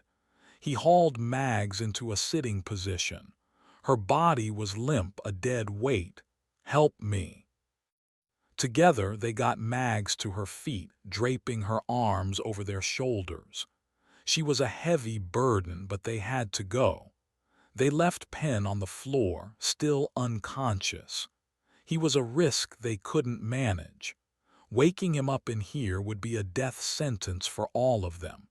It was a brutal calculation, and Vance hated himself for it, but it was the only one he could make. They began to walk, a three-person shuffle into the endless, dark, dreaming marrow of the dead god. The psychic lullabies grew stronger, the walls pulsing with a soft, inviting light. Visions flickered at the edge of their sight.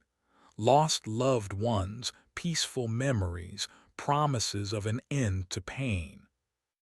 They fought it by talking, their voices a lifeline in the hallucinatory silence. "Tell me about the academy," Vance grunted, the weight of Mags pressing down on him. "I hated it," Lena replied, her teeth chattering. "The simulations, the instructors, there was this one, Sergeant Miller. He—" She trailed off. Her steps faltered. "Lena," Vance prompted, his own mind fighting off an image of his daughter's last birthday party. He looks just like my father," she whispered, her gaze fixed on the darkness ahead. "My dad's here. He wants to know why I never came home to visit." "He's not there, Lena," Vance said, his voice a harsh rasp. "It's a lie. It's the bone, the dream. You have to fight it." They stumbled on, deeper and deeper into the hypnotic darkness. They were losing. The unborn's dream was relentless, a gentle tide pulling them under. Vance didn't know how much longer they could resist. The thought of just letting go, of joining Sarah and Maya in that warm, sunlit kitchen, was becoming more than a temptation. It was becoming a logical, desirable choice. And then they saw it. Ahead of them, the tunnel opened into another, much larger chamber, and in the center of that chamber, suspended in the air by 1,000 calcified nerve tendrils, was a sphere. It was a massive, perfectly smooth, opalescent object, at least 30 feet in diameter. It was an unborn egg. The walls of the chamber around it glowed with a soft, pulsating light that seemed to emanate from the egg itself. This was the source of the dream. As they stared, a fissure, a hairline crack appeared on the surface of the egg. A single, pure, white light shone from within, and from that crack a new psychic signal reached out to them. It was not a memory. It was not a lure. It was a question. A single, telepathic word, projected with the innocent, infinitely vast curiosity of a gestating mind that had been dreaming alone in the dark for 1,000,000 years. Who? The psychic pressure of that single word was a physical blow. It dropped Vance and Lena to their knees. Mags slid from their shoulders, collapsing in a heap on the floor. The question was not just a sound. It was an intrusion, a psychic probe that began to rifle through their minds, their memories, their very identities, searching for an answer. Chapter 9: A Bargain in Grief. The question was a key, unlocking every private door in their minds. Vance felt his life's memories play out, not as a gentle stream, but as a violent, high-speed data dump being siphoned by an alien intelligence. He saw his first day of basic training, the face of the man he'd first killed, the birth of his daughter, the last argument with his wife, all of it stripped bare, analyzed, and consumed by the immense, infantile consciousness in the egg. The process was excruciating, a violation so profound it left him feeling hollowed out, a mere shell of a man. Lena was screaming, not with her voice but with her mind. She was reliving every medical failure, every patient she couldn't save, every wrong diagnosis, every life that had slipped through her fingers. The unborn's consciousness was feeding on her guilt, her empathy, her pain, savoring the novel emotions like a connoisseur tasting a new wine. The psychic intrusion ended as abruptly as it began. The single word, "who," retracted and the light from the crack in the egg dimmed. Vance was left on the floor, gasping, sweat and tears stinging his eyes. The gentle, lulling dream of the marrow was gone, replaced by the lingering, sterile feel of the entity's curiosity. It had learned what they were. It had tasted their experiences. And it seemed to be thinking. He crawled over to Lena. She was curled in a fetal position, shaking uncontrollably.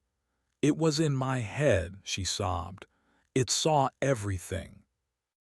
Vance put a hand on her shoulder. He had no words of comfort. He felt the same violation. He had just been dissected by a god in its cradle. A faint sound brought him back to the present. A wet, rattling gasp. It was Mags. He and Lena scrambled to her side. The psychic shock seemed to have had a paradoxical effect on her.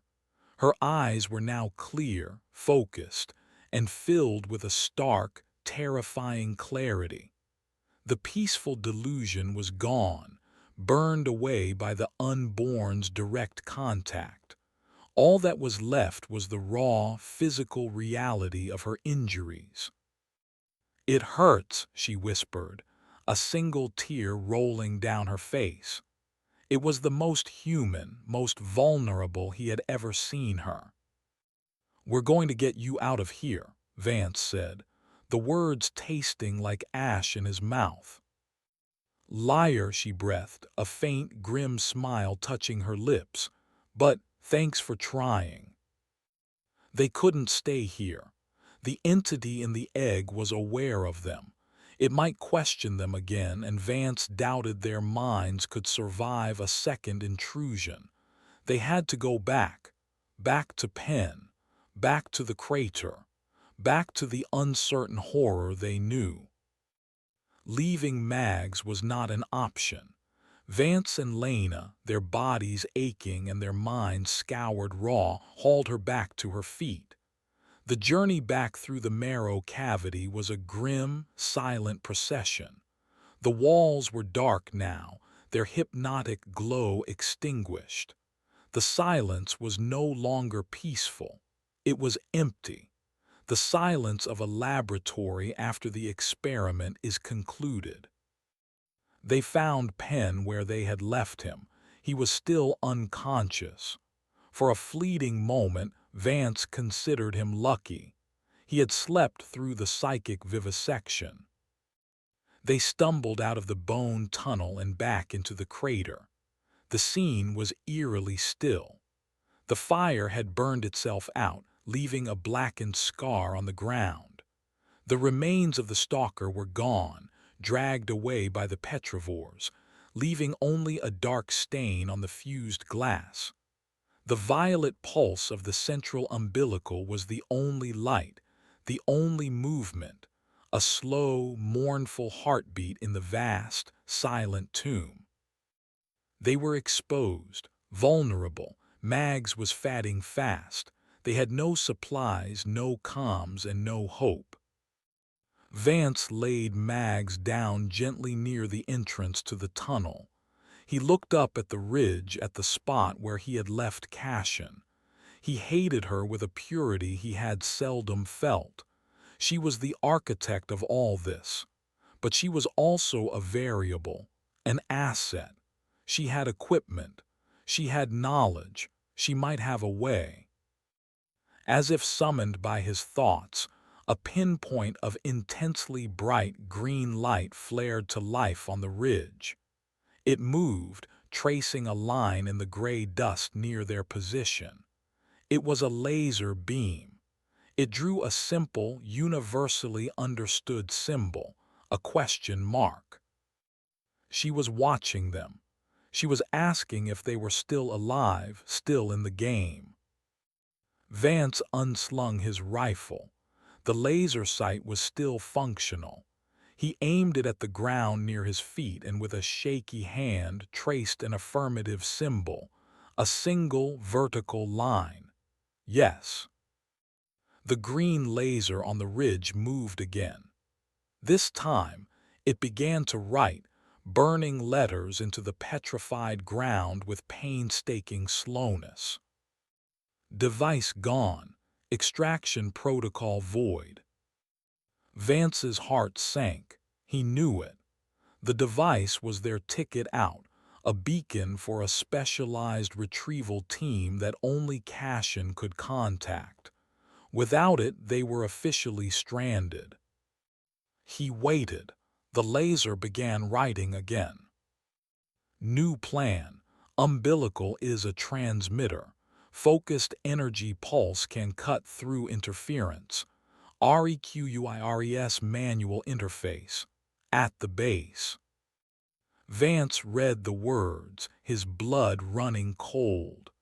She wanted them to go to the heart of the nest, to the massive, pulsating, psychic epicenter that had nearly torn their minds apart. It was a suicide mission. He aimed his own laser, tracing a single, sharp word in the dust. No. The green laser paused. Then it wrote again, each letter a slow, deliberate threat. MAGS will be dead in 3 hours. You will be dead by dawn. The stalker was one. There are more. I am your only chance. I will guide YOU. You will protect me. Yes or no. It was a bargain. A devil's bargain offered from a cliffside throne. She held all the cards. She had the knowledge, the access codes for her equipment, the path to survival. All he had was a dying soldier, a traumatized medic, and an unconscious rookie. He looked at Lena. She had read the words burned into the ground. Her face was a mixture of despair and fury. He looked at Mags, whose life was measured now in minutes. He looked at the great, pulsing umbilical in the center of the crater, a pillar of alien biology and raw psychic power. He knew Cassian was right. He also knew this was most likely another trap, another way for her to get the data she craved, with their lives as the cost. But she had offered the one thing he couldn't refuse: a chance, a sliver of a possibility. With a sense of profound dread, Vance raised his rifle one last time. He aimed his laser and burned his answer into the earth. Yes. Chapter 10: A Crawl to the Heart. The green laser on the ridge blinked out. A moment later, a thin nylon rope snaked down the cliff face. Cassian descended with the fluid, weightless efficiency of someone who had spent as much time on rock faces as on solid ground. She wore a different pack now, a larger, more specialized piece of equipment. When her boots touched the crater floor, she didn't so much as glance at the team. Her focus was entirely on the umbilical, her expression that of a pilgrim finally reaching a holy, terrible shrine. The area at the base is a mire of semi-solid biological waste and amniotic fluid, she announced, her voice crisp and devoid of emotion. She unclipped a device from her pack and tossed it to Vance. It was a portable scanner. Ground density readings. Avoid any area that reads below 70%. It won't support your weight. Vance caught it. The cold, hard plastic felt alien in his hand. "We're not leaving them," he said, gesturing to Mags and Penn. Cassian finally looked at them, her gaze lingering on Mags for a moment. It was a look of pure calculation. The female soldier is a liability. Her mass will compromise your mobility. The rookie is a similar burden. Logically, you should leave them. "Then I guess we're not being logical," Lena shot back, her voice trembling with a rage that momentarily eclipsed her fear. Cassian's lips thinned. "Your sentiment is a tactical weakness, but I require your commander's protection to reach the interface point. Therefore, your attachments have become my problem." She unspooled two more high-tensile straps from her pack. "Fashion a travois. Use the larger eggshell fragments. Distribute their weight. We move in 10 minutes. Every second we waste, her chances of survival diminish geometrically, and the nocturnal predators will begin to hunt." There was no arguing with her cold, brutal logic. While Lena did what she could to make Mags more comfortable, Vance searched for a suitable piece of wreckage. He found a large, curved section of petrified eggshell, its underside relatively smooth. Using the straps, they fashioned a makeshift stretcher, a Paleolithic sled for their dying comrade. They secured Penn to it as well, back to back with Mags. It was a grim, pathetic-looking contraption. The journey began. Cassian took the lead, her scanner emitting a series of soft clicks as she navigated a safe path. Vance and Lena hauled the travois, the weight digging into their shoulders, their boots sinking into the yielding, cartilaginous ground. It was slow, grueling work. The air grew thick, humid, and smelled of decay and ozone. The closer they got to the umbilical, the more the psychic pressure intensified. It wasn't the lulling dream of the marrow or the violent shock of the initial encounter. It was a constant, grinding background radiation of sorrow, a grief so profound it felt like a physical illness. Lena began to weep silently, the tears tracking clean paths through the grime on her face. Vance felt a cold, familiar despair settle in his chest, the same hollow ache he'd felt in the days after his wife's funeral. He fought it, focusing on the burn in his muscles, the pain in his arm, anything to keep the psychic grief from consuming him. They were halfway to the base when a new sound reached them, a low, frantic chittering. Vance signaled a halt. He peered into the violet gloom. A pack of petrivores had emerged from behind a ridge of fossilized bone.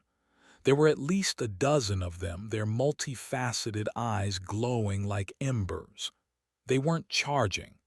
They were watching, their heads cocked, their acid-dripping mandibles clicking. They were scavengers. They smelled the dying soldier on the travois, and they were waiting for her to stop moving. "They're boxing us in," Vance whispered. Cashin didn't even look at them. Her attention was on her scanner. "They are a low-level threat. Do not engage. Show no weakness. We continue." "They're going to charge us," Lena said, her voice shaking.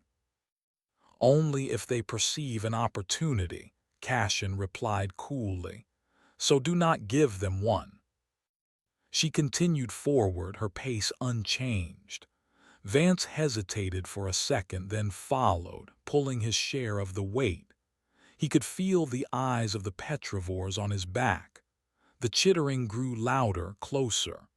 One of them, bolder than the rest, skittered forward, crossing their path 20 yards ahead. It paused, its head low, a clear challenge. Vance didn't break his stride. He stared directly at the creature, his face a mask of cold fury.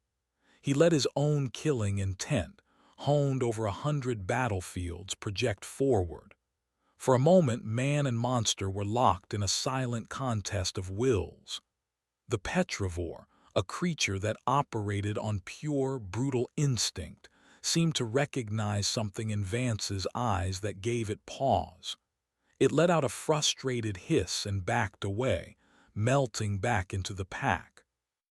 They continued their slow, agonizing crawl.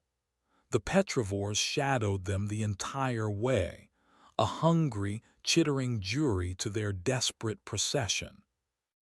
They finally reached the edge of the mire at the base of the umbilical. It was worse than Vance had imagined. The ground was a black, pulsating bog of organic sludge, bubbling with a faint phosphorescence. The air was so thick with the smell of alien decay it was almost unbreathable.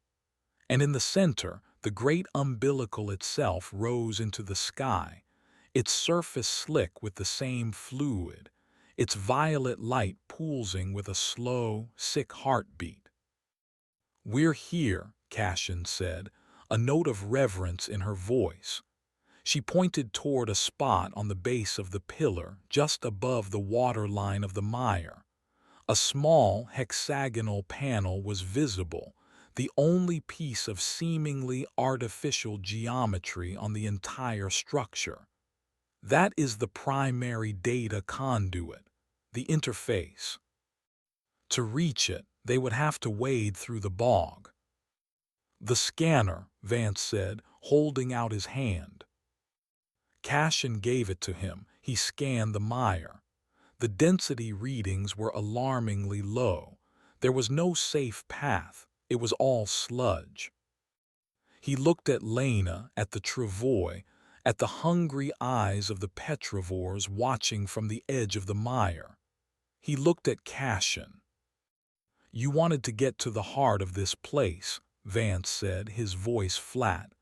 "Congratulations, you're here. Now you're going to help us get them across."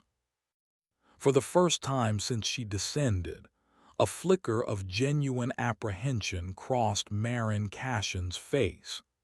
She stared at the pulsating, phosphorescent bog, and she seemed to understand that the final stage of her experiment would not be conducted from a safe distance. Chapter 11. The Placental Mire. The mire was a nightmare of sensation. The sludge was thick and warm, and it clung to their legs with a greedy, sucking pressure. With every step, iridescent bubbles of trapped, ancient gas burst on the surface, releasing a sweet, cloying odor of rot. Vance and Cassion were on one side of the travois, Lena on the other, the three of them straining to keep the makeshift sled from sinking into the filth. The psychic grief was overwhelming here at the source. It was a tangible presence, a constant, crushing weight that made rational thought a struggle. Vance felt phantom pains in his chest, the echo of a heart that had broken 1,000,000 years ago. He saw Lena grit her teeth, her knuckles white where she gripped the travois, fighting a war on two fronts, one against the physical mire, the other against the sorrow that threatened to drown her from the inside. Mags was terrifyingly still. Her shallow breathing was the only sign she was alive, but Penn was beginning to stir. He let out a low moan, his eyelids fluttering. "No, not now," Lena whispered, glancing at him with dread. They were halfway to the umbilical's base when he woke up. His eyes snapped open. He didn't scream. He didn't thrash. He just stared, his mind trying to bridge the gap between the cargo bay and this violet-lit, hellish bog. He saw the pulsating pillar of flesh in front of him. He saw the black, bubbling sludge they were wading through. He saw his own legs, tied to a stretcher next to his dying squadmate. The psychological dam broke. A sound of pure, animal terror tore from his throat. He began to struggle, his movements wild and panicked. "Penn, stop!" Vance yelled, his voice strained as he fought to keep the travois level. "You have to be still." The rookie didn't hear him. He was lost in his own private horror. He thrashed violently, and the precarious balance of the travois was lost. It tipped, plunging Penn's side into the viscous mire. He shrieked as the warm, foul sludge engulfed his legs. The movement attracted the petrivores. The chittering at the edge of the mire grew louder, more excited. They began to creep forward, their six-legged gait finding purchase on the more solid patches of ground. They were coming. "Cassion, get to the panel," Vance roared. "Get it open, Lena, hold on." Cassion, her face a mask of disgust as the mire lapped at her waist, didn't need to be told twice. She abandoned the travois, sloshing her way through the final few feet to the umbilical's base. She reached the hexagonal panel and ran her gloved hands over it, searching for a release mechanism. Vance and Lena struggled to right the travois. Penn's thrashing was making it impossible. "Penn, I need you to listen to me," Lena yelled, her voice a sharp, commanding crack. "I know you're scared, but you are going to get us all killed. Stop moving. That is an order." Her tone, the ingrained authority of a medic on a battlefield, seemed to cut through his panic. He froze, his eyes wide with terror, his body trembling, but he stopped struggling. It was enough. Together they heaved, and the travois came level again, slick with black filth. At the base, Cassion let out a cry of frustration. "There's no external mechanism. It's sealed from the inside. We have to pry it open." A petrivore, bolder than the rest, charged. It scrambled across the surface of the mire, its light weight keeping it from sinking. It was aiming for Mags's exposed, unmoving form. Vance let go of the travois. "Hold it steady," he ordered Lena. He drew his sidearm. His rifle was too unwieldy in the deep sludge and fired. The sound of the shot was a flat, dead pop in the thick air. The round struck the creature in its multifaceted eye and it collapsed, its chittering cut short. But three more were already charging to take its place. "We need that panel open now," Vance yelled, firing again. Cashin pulled a tool from her pack, a thin, prying instrument made of a diamond-hard alloy. She wedged it into a seam on the panel and threw her full weight against it. The metal groaned. With a loud crack, a section of the panel broke free. Behind the panel was not a clean, neat interface. It was a pulsing, wet cavity filled with a lattice of crystalline conduits and thick, ropey nerve bundles, all glowing with the same internal violet light. In the center was a recessed socket. "The data port," Cashin exclaimed, her voice filled with a wild, triumphant edge. She pulled a thick cable from her pack and slammed it into the socket. The other end she connected to a heavily modified data pad. The screen flickered to life, lines of alien code scrolling past at an impossible speed. "I have access," she breathed. "I'm in the system. The energy required to send a compressed data burst is enormous.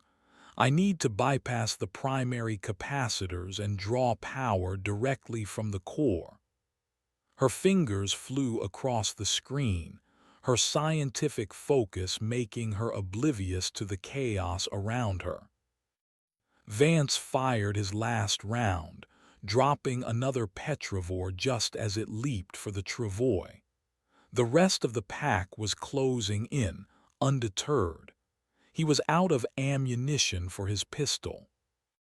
"Lena, the defibrillator," he yelled, an idea born of Cashin's words exploding in his mind.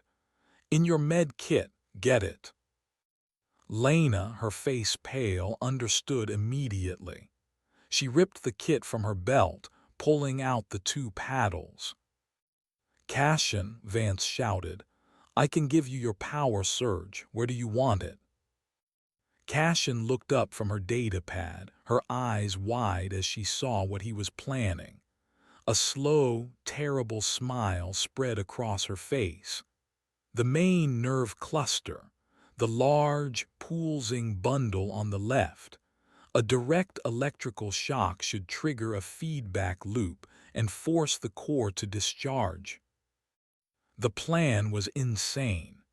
It would either work, or it would short out the entire system, electrocute them all, or cause the umbilical to explode. "Do it," Vance yelled. As the petrovore pack finally surged forward, a wall of chittering teeth and claws, Lena plunged the defibrillator paddles into the wet, pulsing mass of the alien nerve cluster. "Clear," she screamed. She hit the button. Electricity, raw and violent, arced into the umbilical. The entire pillar lit up, not with a soft, violet pulse, but with a blinding, white-hot glare. A sound, like a thunderclap and a scream combined, erupted from its core, a wave of pure sonic force that threw Vance and Lena back into the mire. A beam of pure, white energy, 100 feet thick, shot from the apex of the umbilical, tearing through the perpetual twilight of the sky. It was a spear of light, a signal, a desperate, defiant roar aimed at the heavens. The psychic shockwave that accompanied it was a physical thing. It hit the charging petrivore pack like an invisible wall, and they were not just thrown back, but instantly, utterly obliterated, their bodies turned to ash. The wave washed over the crater, over the entire forest. It was not a message of grief. It was a raw, unfiltered broadcast of every memory, every sensation that had been recorded in the nest. The birth, the death, the midwife's purpose, the stalker's hunger, the unborn's dream, and now a new alien layer. The team's fear, Mags's pain, Lena's empathy, Cashin's ambition, and Vance's desperate, violent will to survive. They had not just sent a signal. They had uploaded their own personal hell for the entire galaxy to see. Chapter 12: What Comes Back. The beam of light lasted for 10 agonizing seconds before it cut out. The silence that followed was more profound than any they had yet experienced. The psychic grief of the nest was gone, scoured away by the massive data burst. The umbilical was dark, its violet light extinguished, a dead husk of alien flesh. The mire around them was still. Vance pushed himself up, his ears ringing. He was covered in filth. Lena was a few feet away, doing the same. Cashin was slumped against the base of the pillar, her datapad shattered in her hand, a thin trickle of blood coming from her nose. She was conscious, but her eyes were wide with a new kind of terror. The look of a scientist who had just seen God and discovered it was insane. "Did it work?" Lena asked, her voice a hoarse whisper. "The signal was sent," Cashin stammered, her usual composure shattered. "But the feedback, the data I saw, Commander, this place is not a tomb. It's a library of death left by the progenitor as a warning. The signal we sent, it didn't just broadcast our location, it broadcast the warning." "A warning about what?" Vance demanded, pulling himself out of the sludge. Before she could answer, a new sound came from the travois, a soft, final sigh. Lena and Vance turned. They rushed to Mags's side. Her eyes were open, staring at the now dark sky. The last, faint breath had escaped her lips. The massive shockwave, the physical and psychic trauma of the discharge, had been too much for her battered body. A single, perfect tear rested on her cheek. Lena checked for a pulse, her movements slow, methodical. She looked up at Vance, and the raw, unshielded pain in her eyes was a physical blow. She shook her head. Vance closed his eyes. A wave of exhaustion and failure washed over him. He had made a promise. He had failed. Mags was gone. A soft whimper came from the other side of the travois. Penn was conscious, truly conscious this time. The shock seemed to have cleared his head.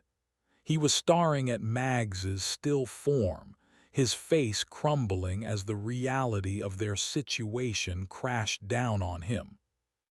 Vance didn't have time for grief. He pulled Lena to her feet. "We can't stay here." He was right. The forest had been silent, but now a new sound was beginning to drift from the gray spires that surrounded the crater. It was a low, resonant humming. It was not biological. It was mechanical. They looked up. In the sky, something was descending. It wasn't an osprey. It was a sleek, black, angular craft, utterly alien in design. It moved with an impossible, silent grace. It hovered over the center of the crater, its presence a stark, geometric violation of the organic horror around them. "Astrum dynamics," Cashin breathed, a flicker of her old arrogance returning. "My retrieval protocol, They received the data burst. Relief so powerful it almost buckled Vance's knees, washed over him. It was over. They were saved. But the humming was growing louder, and it was coming from multiple directions, not just from the sky, from the forest itself. From the dark canyons and passages of the petrified Leviathan forest, new figures were emerging. They were not the organic, chaotic creatures of the nest. They were tall, slender, robotic figures, their metallic bodies the color of polished chrome. They moved with a synchronized, insect-like purpose, their single, glowing red optics fixed on the crater.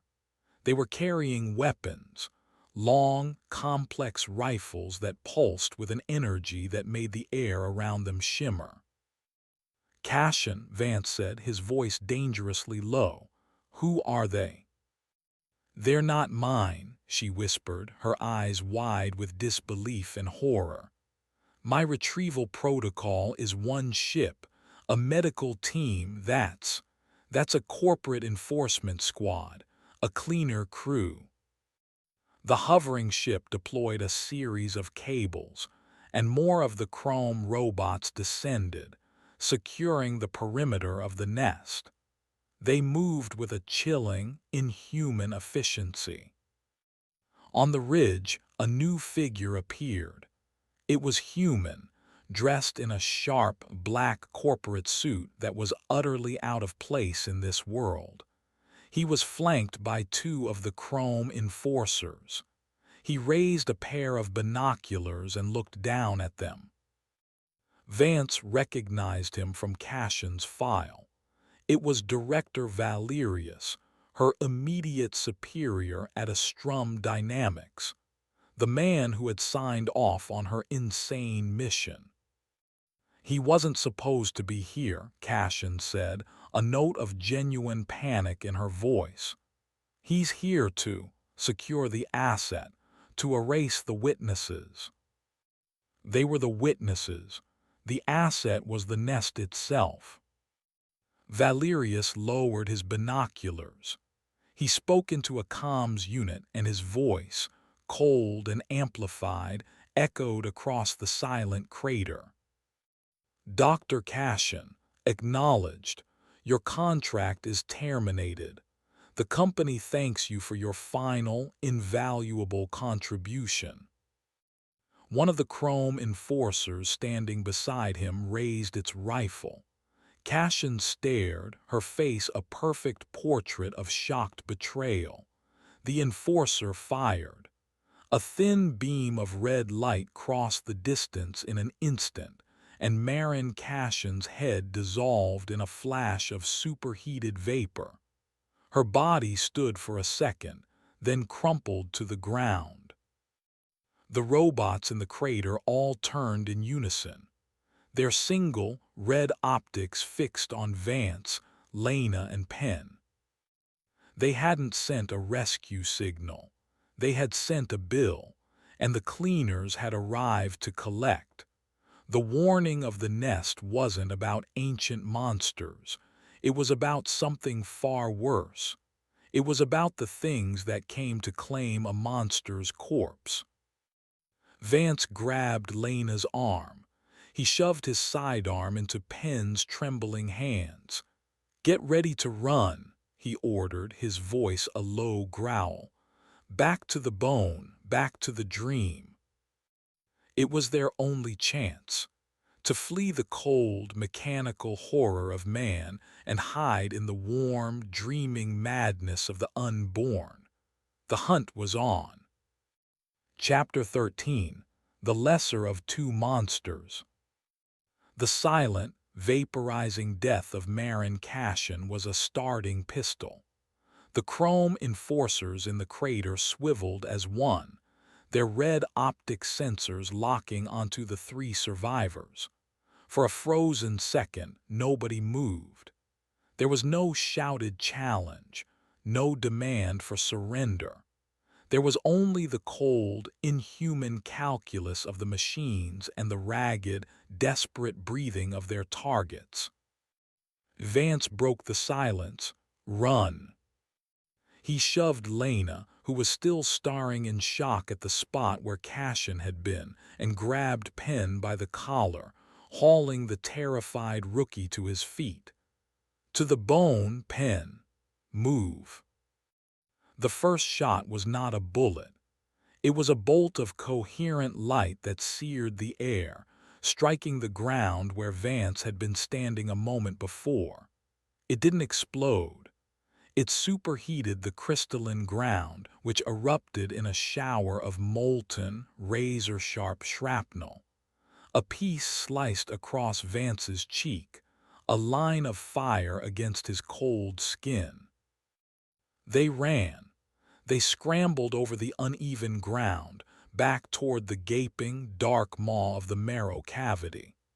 Lena, her medic's mind snapping back into focus, took the lead, her lighter frame allowing her to navigate the treacherous debris with more speed. Vance herded Penn, pushing him forward, his own body a shield against the incoming fire. The enforcers didn't charge. They advanced in a perfect, synchronized line, an inexorable wall of chrome and red light. Their movements were efficient, their shots precise. They weren't trying for kill shots. Not yet. They were hurting them, pinning them, using suppressing fire to cut off any escape route except the one that led directly to the bone tunnel. It was a tactical decision.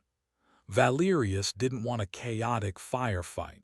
He wanted a clean, contained execution.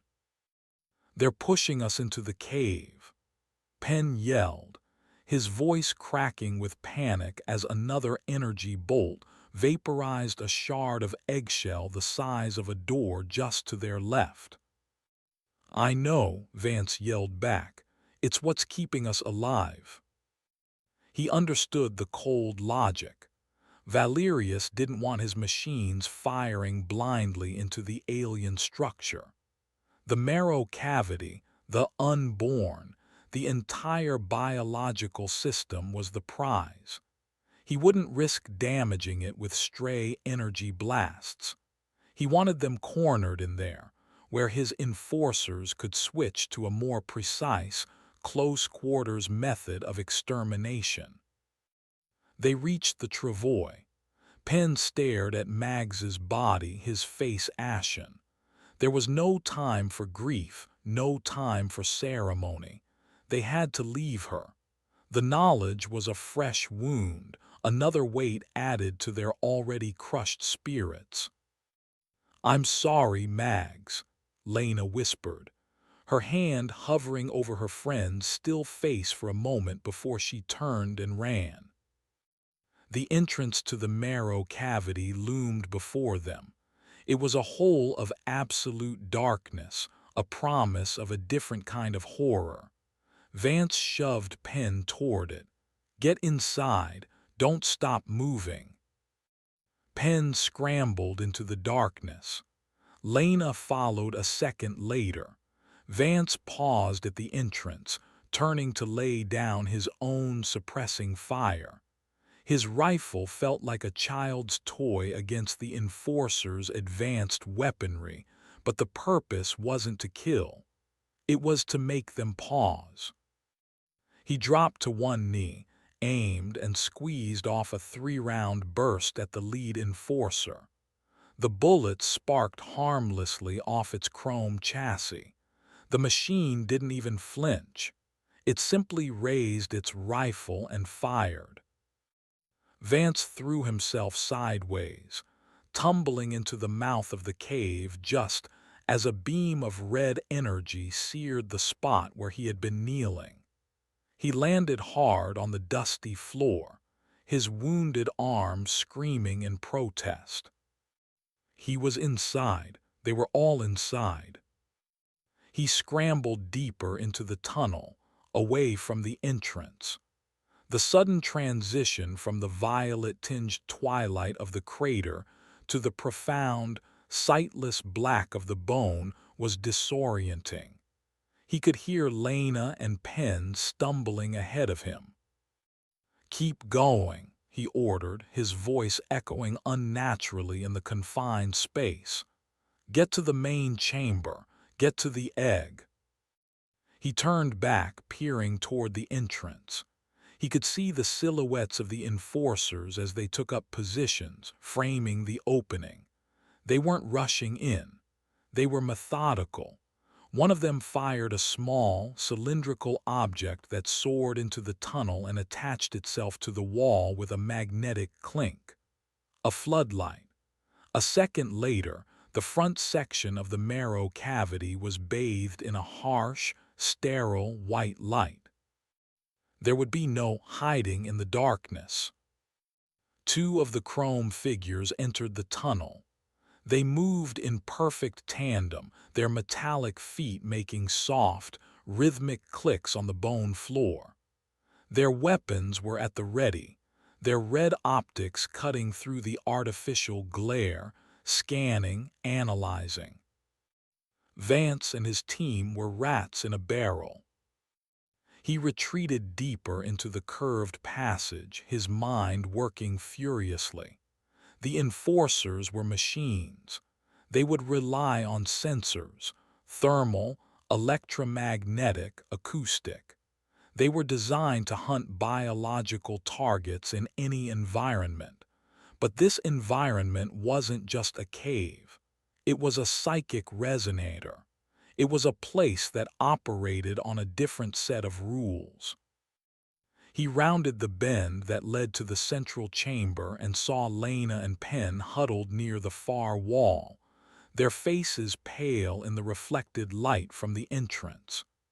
He put a finger to his lips, signaling for silence, and pointed deeper into the chamber, toward the colossal, silent egg. They crept forward, their footsteps muffled by the thick layer of ancient dust. The chamber was just as they had left it. The great opalescent egg hung in the center, suspended by its web of calcified nerves. The hairline crack was still there, a dark, thin line on its otherwise perfect surface. The air was still and silent. The psychic presence was dormant, a sleeping giant. They found cover behind a large, fallen piece of the chamber's wall, a curved slab of bone that offered a sliver of concealment. From their position, they could see the entrance to the chamber. They waited. The rhythmic clicking grew louder. The first two enforcers appeared, stepping into the chamber. They paused, their heads swiveling as they scanned the vast, empty space. Their red optics swept over the walls, the ceiling, and lingered for a long, analytical moment on the suspended egg. Vance held his breath. He could see a small, green light blinking on the side of one of the enforcers' heads. It was communicating, sending tactical data back to its commander. He could almost hear Valerius's voice, cool and precise, ordering them to proceed, to secure the biological sample, to eliminate the contaminants. One of the enforcers took a step toward the egg. It was a mistake. The moment its metallic foot crossed an unseen threshold in the chamber, the hairline crack on the egg glowed with a soft, white light. A wave of psychic energy, gentle as a whisper, washed through the chamber. It wasn't the violent probe from before. It was a feeling of mild, sleepy curiosity, the psychic equivalent of a single, slowly opening eye. The enforcer froze mid-stride. Its red optic flickered. Its head twitched, a spastic, mechanical movement. The green light on its comms unit began to flash erratically. The second enforcer swiveled its head, its optic fixing on its partner.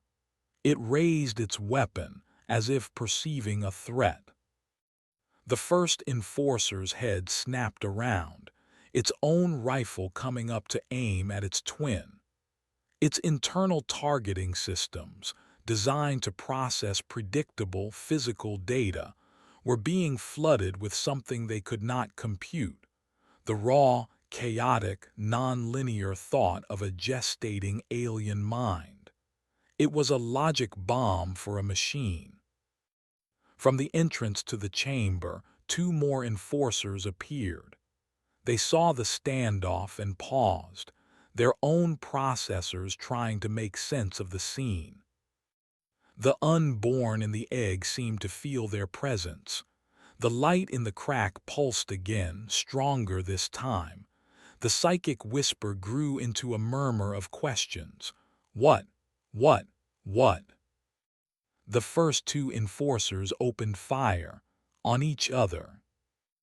Bolts of red energy crisscrossed the chamber, striking chrome bodies with explosive force. One of the machines was hit in the chest, its torso exploding in a shower of sparks and wires. The other took a blast to its leg, collapsing to the floor, where it continued to fire wildly at the ceiling. The two new enforcers at the entrance reacted instantly, their programming identifying the malfunctioning units as hostiles. They opened fire, cutting down their crippled comrades in a merciless display of automated fratricide. Vance, Lena, and Penn watched in stunned silence. The plan had been to hide. They had stumbled into a perfect, incomprehensible defense system. The unborn had neutralized the first wave without even trying. The two remaining enforcers stood over the wreckage of their fallen comrades. Their optics swept the room again. Vance knew this advantage wouldn't last. Valerius would be analyzing the data, adapting his strategy. He would send more. He would find a way to shield them, or he would simply order them to destroy the egg. Vance looked at the unborn egg. It had saved them inadvertently, but it was a passive, reactive thing. To survive, he needed it to be more. He needed it to be a weapon. And to do that, he had to do the most terrifying thing he could imagine. He had to get its full attention.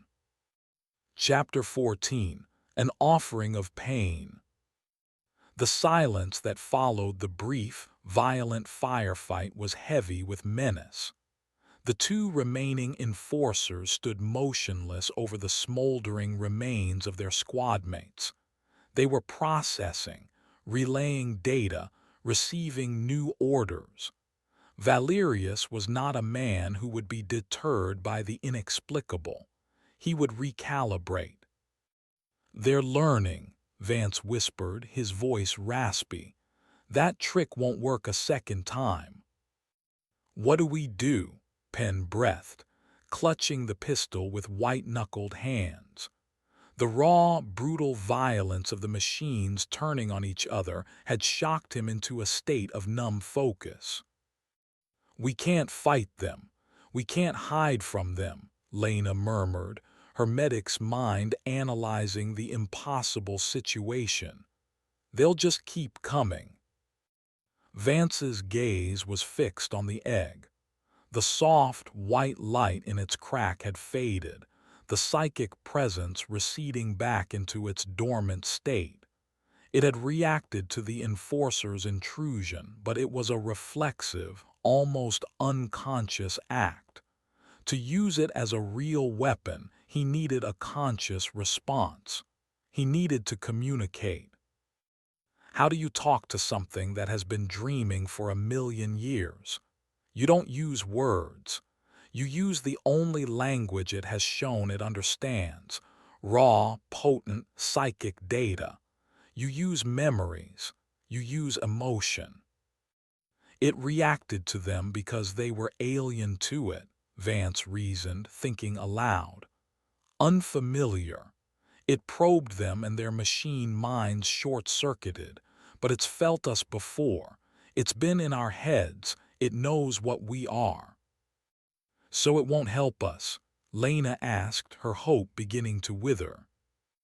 Not unless we give it a reason to, Vance said. A desperate, horrifying strategy was forming in his mind. It's an infant, a curious infant.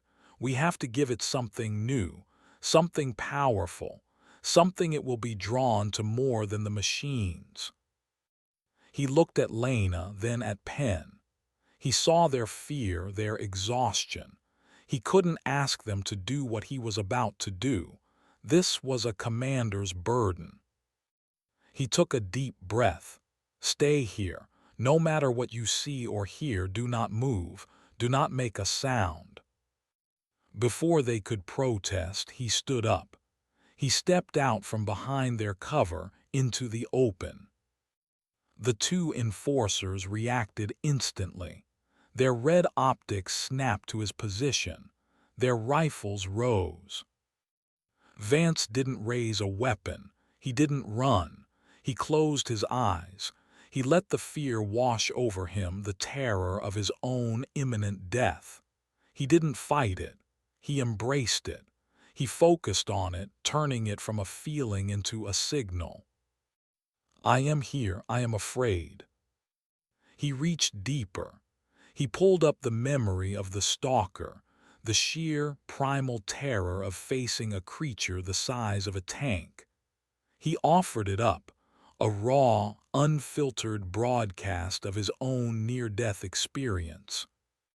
The light in the egg's crack flickered, a soft pulse. It had heard him. It wasn't enough. The enforcers began to advance, their movements slow, deliberate. They were closing the distance for a clean kill. Vance needed something stronger. He tore open the deepest, most sealed vault in his soul. He brought forth the memory of the day he'd received the message. The sterile comms room, the chaplain's regretful eyes, the words that had shattered his world. There was an accident, a shuttle malfunction. Sarah and Maya, I'm so sorry, Jorik. He didn't just remember the moment, he relived it. The disbelief, the denial, the crushing physical weight of a grief so absolute it had stolen the air from his lungs.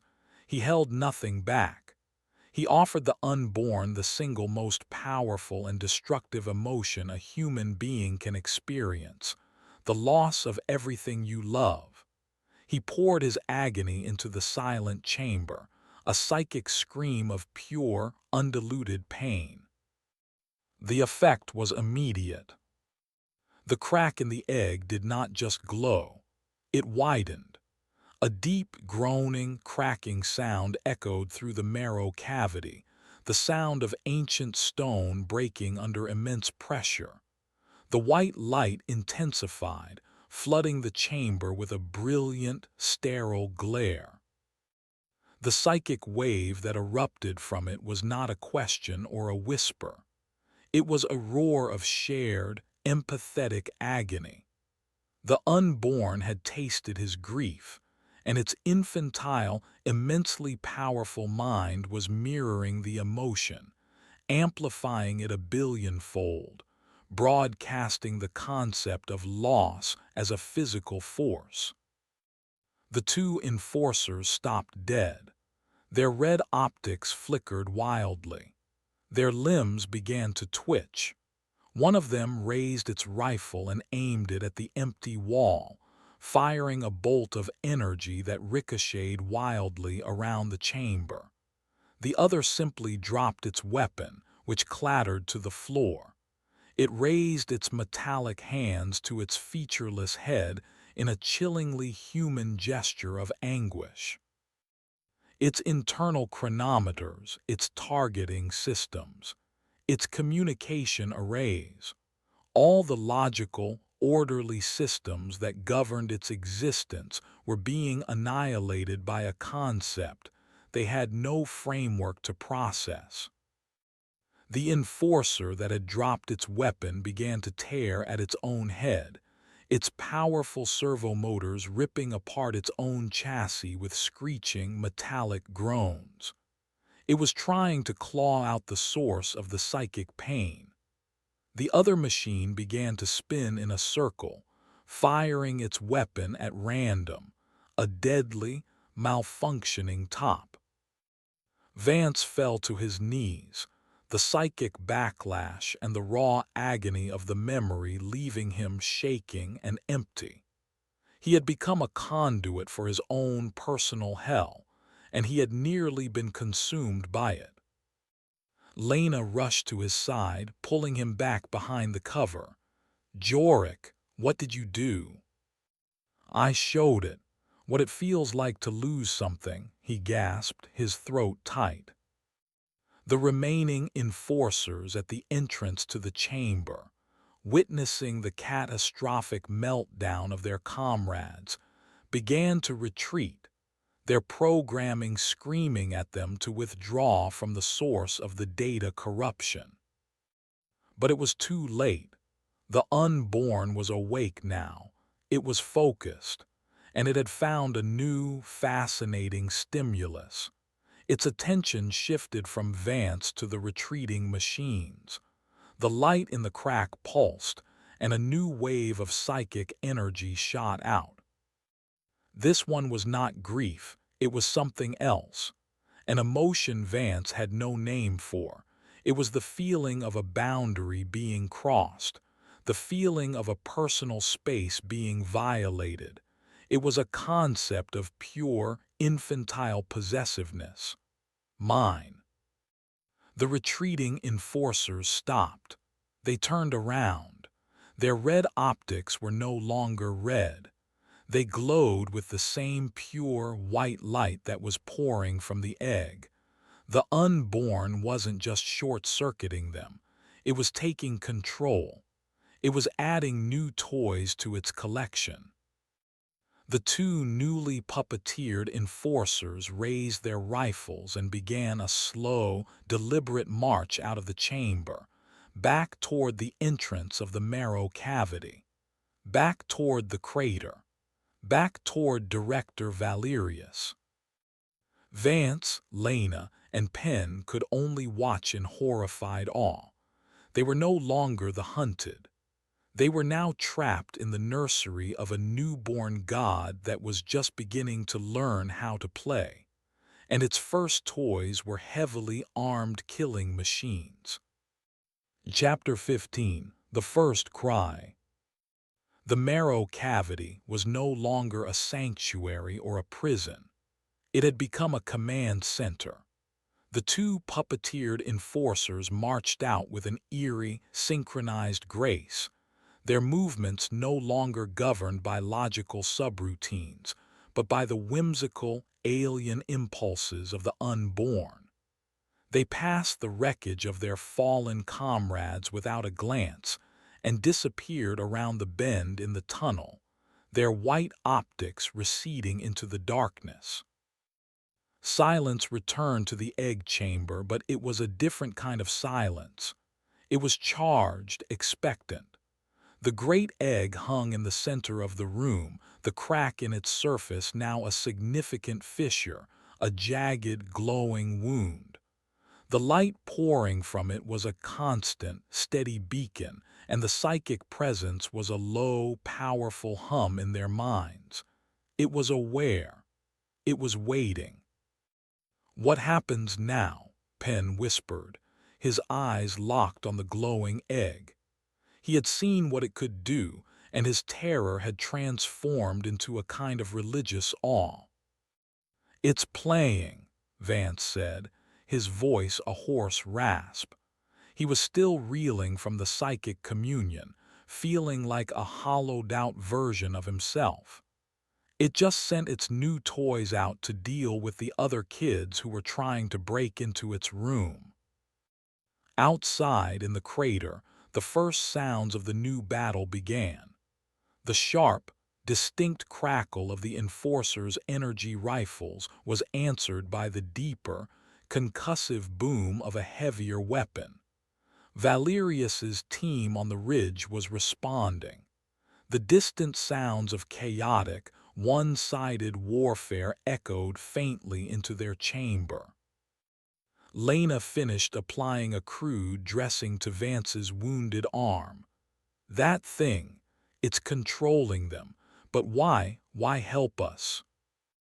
It didn't help us, Vance corrected her, his gaze never leaving the egg.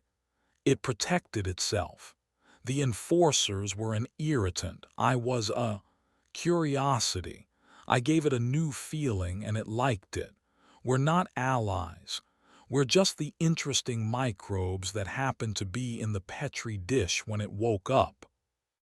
The groaning, cracking sound from the egg returned, louder this time.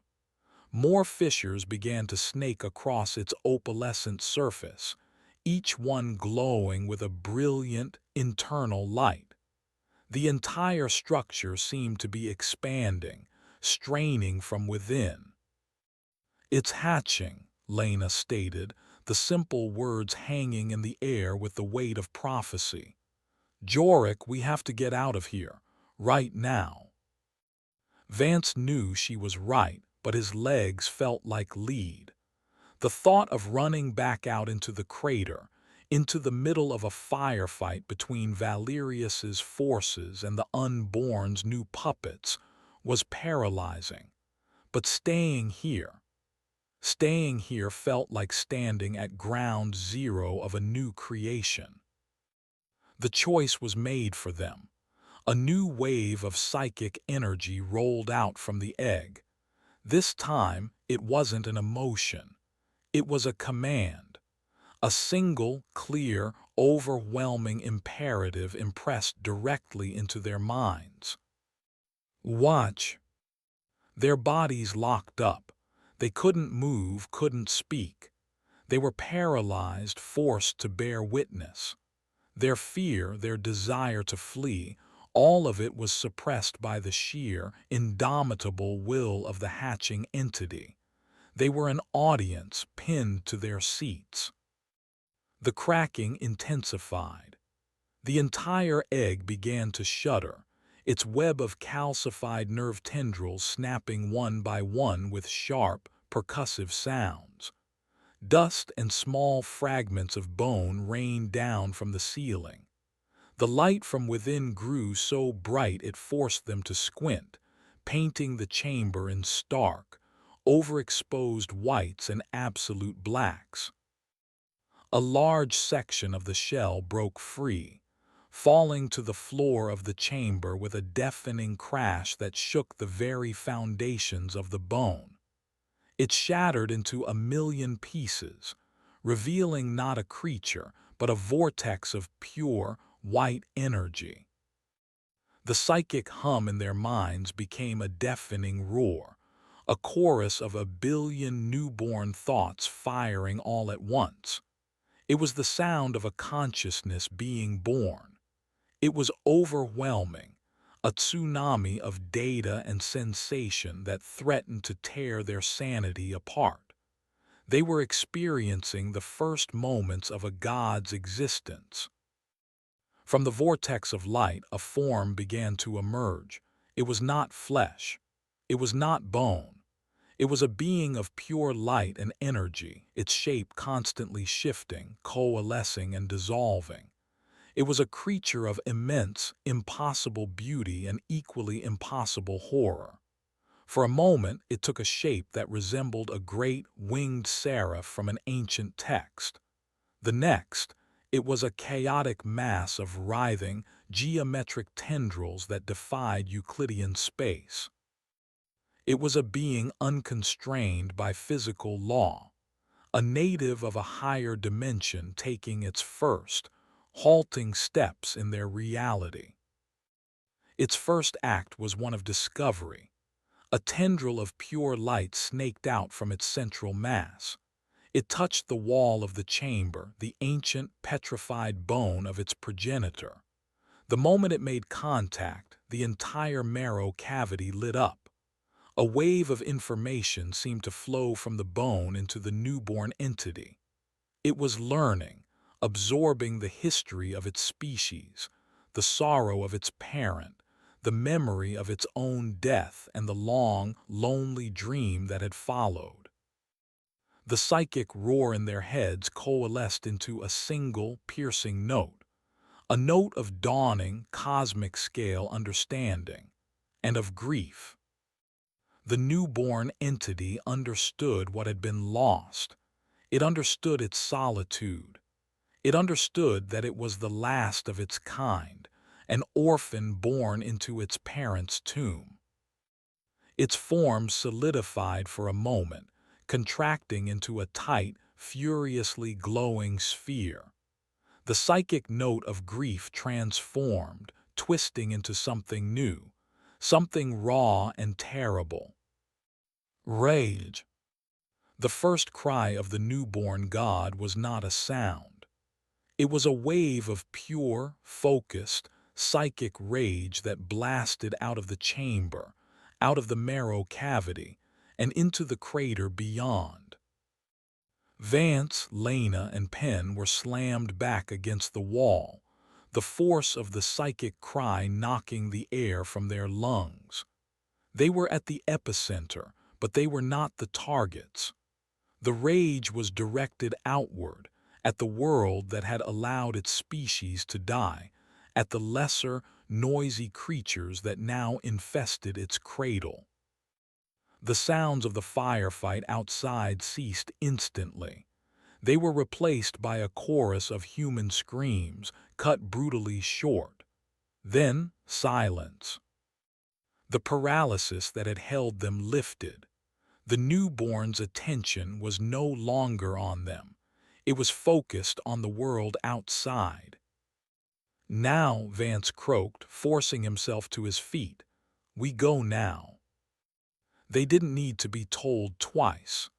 They scrambled out of the chamber, away from the blinding light, away from the being of incandescent grief and rage. They fled back through the tunnel, their hearts pounding in a primal rhythm of terror. As they reached the entrance to the marrow cavity, they paused, looking out at the crater. It was a scene of utter devastation. Director Valerius's ship was gone, not crashed, but simply erased from the sky. The chrome enforcers were frozen, lifeless statues. On the ridge, the bodies of Valerius and his human guards were twisted, broken shapes, their deaths instantaneous and absolute. The unborn had wiped the slate clean. The crater was silent, the umbilical was dead, the psychic pressure was gone. For the first time since they had landed, the world felt empty. The relief was short-lived. A shadow fell over them. They looked up. The newborn entity was hovering over the center of the nest, its form now a shifting, semi-translucent cloud of energy and light. It was vast, its presence blotting out the dim sky. It had finished its tantrum, and now its immense, alien curiosity was returning. Its attention, the focus of a being that could kill with a thought, settled on the three small, terrified creatures huddled in the mouth of the cave, the only other living things left in its world. It had no more toys to play with, except for them. Chapter 16: Imitations of Life. The shadow of the newborn entity blotted out the sky. It was a being of impossible scale, a cloud of shifting light and nascent consciousness. The raw, violent rage of its birth had subsided, replaced by an unnerving, palpable curiosity. Vance, Lena, and Penn stood frozen at the mouth of the marrow cavity, feeling like specimens under a microscope. The feeling of being watched was no longer a paranoid delusion. It was the single, overwhelming truth of their existence. There was nowhere to run. The crater was a sealed arena, and the being above them was the only power left in this world. A low, psychic hum returned to their minds. It was different from before. It was softer, more inquisitive. Vance felt a familiar, violating sensation as the entity began to sift through his memories again, not with the violent psychic rip of the unborn egg, but with a slow, deliberate touch, like a blind man reading Braille on his soul. It was revisiting the data he had offered it, the grief, the loss. As it focused on those memories, the world around them began to change. The gray, crystalline dust at their feet started to lose its texture, smoothing and shifting in color, taking on the faint, illusory appearance of manicured grass. A jagged, petrified spire near the center of the crater began to warp, its sharp angles softening, its structure flowing like warm wax. It reshaped itself, twisting into a grotesque gray caricature of a two-story suburban house, the house from Vance's memories. "What's it doing?" Penn stammered, his eyes wide with disbelief. "It's not just playing with toys anymore," Lena answered, her voice a strained whisper. "It's building a dollhouse." The psychic hum intensified, and two figures flickered into existence on the warped porch of the stone house. One was a woman in a simple dress. The other was a small child with a bright red ribbon in her hair. Sarah, Maya. They were perfect replicas, flawless down to the last detail. But they were wrong. Their movements were too fluid, too graceful, lacking the subtle imperfections of human motion. Their faces held pleasant, smiling expressions, but their eyes were vacant, empty windows into the alien mind that was puppeteering them. Vance's breath caught in his throat. It was a perfect, beautiful, monstrous lie. He felt the phantom ache of his loss, a wound torn open anew. The entity was using his own heart against him. The Sarah puppet raised a hand and waved, a smooth, rehearsed gesture. Its voice, a perfect echo of his wife's, drifted across the silent crater, carried not on the air but directly into their minds. "Jorik, you're home. We were waiting for you." The Maya puppet took a step forward. "Daddy, come play with me, I missed you." It was a test, a lure, an invitation into a paradise built from his own personal hell. Lena and Penn looked at Vance, their faces etched with horror and pity. They were trapped as bystanders in the most intimate and cruel violation imaginable.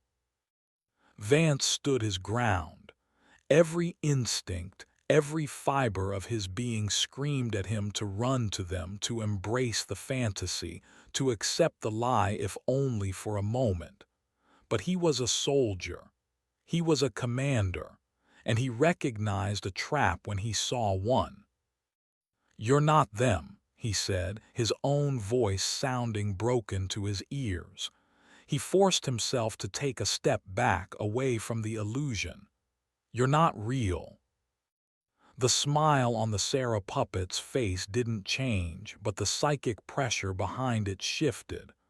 A flicker of something that felt like confusion, like a child's frustration, emanated from the entity above. "This is what you wanted," the thought seemed to project. "This is the memory you gave me. The grief is the absence of this. I have fixed it." "You can't fix it," Vance yelled, the words tearing from his throat. "They're gone. This is just a ghost, an echo." His rejection, his pain, seemed to disrupt the connection. For a terrifying second, the illusion flickered.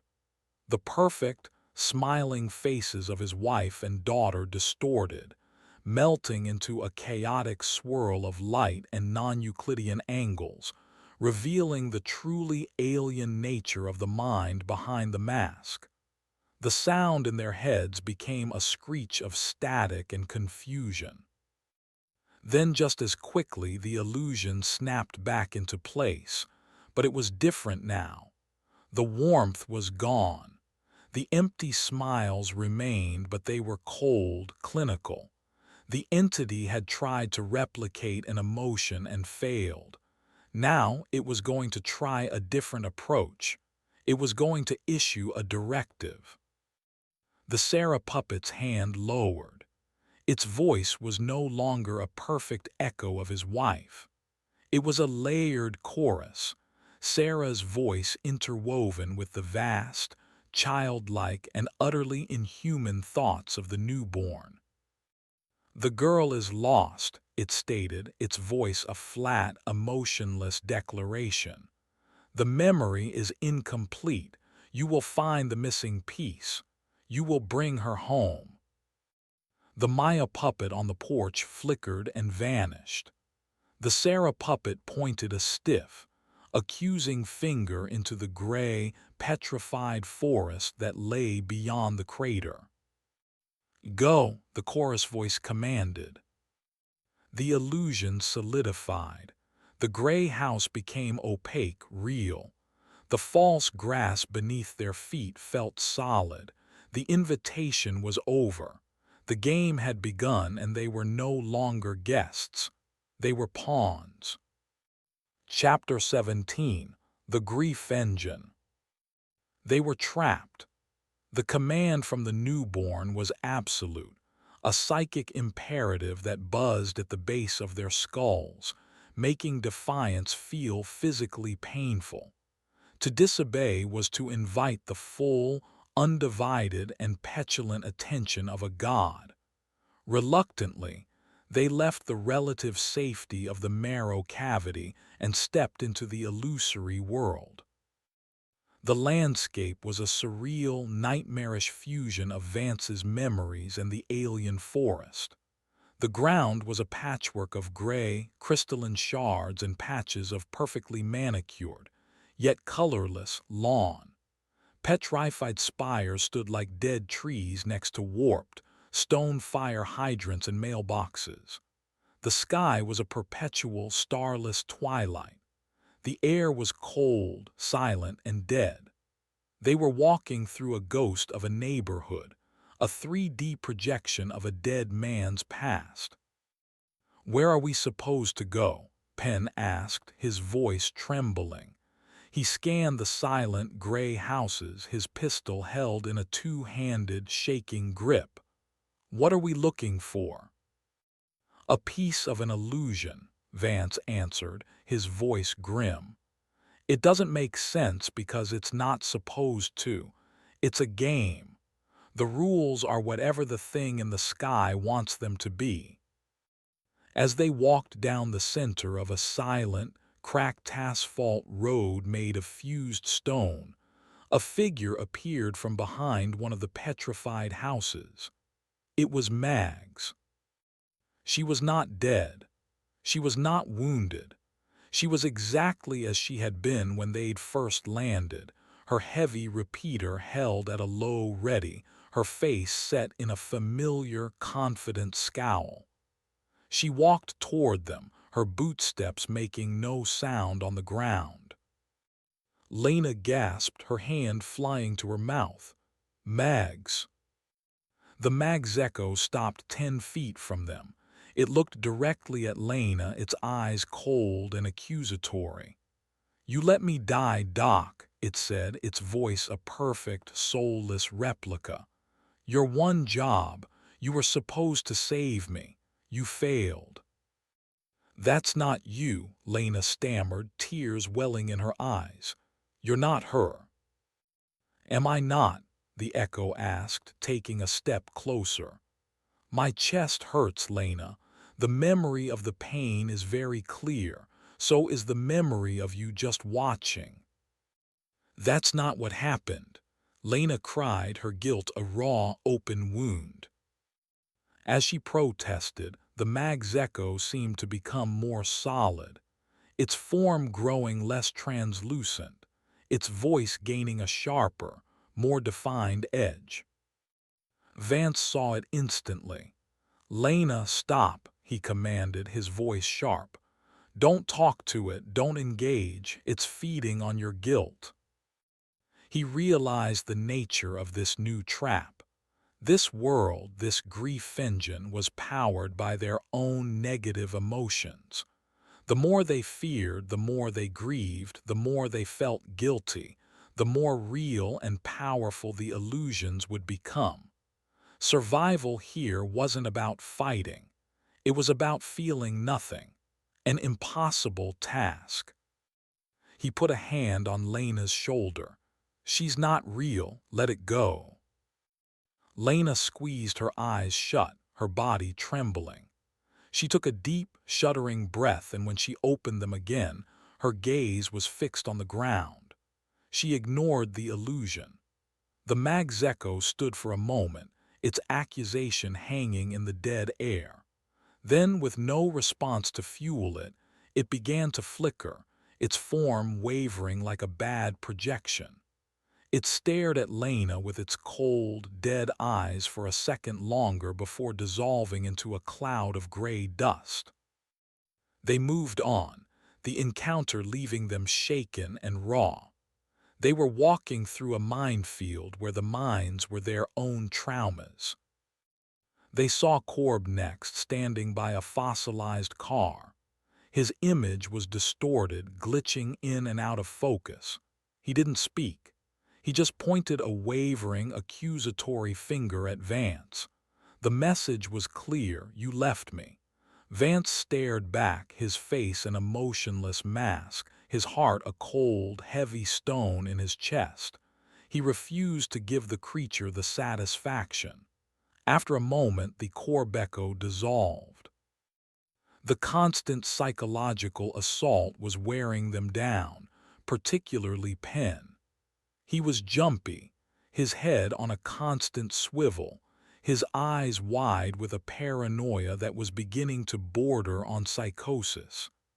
Every shadow was a monster, every gust of wind a whisper of accusation. They found the playground at what should have been the end of the street. It was a twisted, skeletal place, the swings made of petrified vines, the slide a smooth, polished rib bone. And in the center, sitting on one of the swings which moved back and forth with no apparent force, was the Maya puppet. She looked exactly as she had on the porch, a perfect, innocent child. But her eyes glowed with a faint, white light, the light of the entity that controlled her. "You came," she said, her layered, chorus voice a chilling sound coming from a child's mouth. The swing stopped. "But the game is not over." She hopped off the swing and pointed to a gnarled, petrified tree at the edge of the playground. Its branches were like skeletal hands reaching for the sky. It was the only object in the entire landscape that felt truly, anciently malevolent. "The tree is hungry," the Maya puppet stated. "It needs a story to grow. One of you must stay. One of you must give it a memory, a final memory, a strong memory. It is the price to continue." The demand was nonsensical, the logic of a dream. But the psychic imperative behind it was absolute.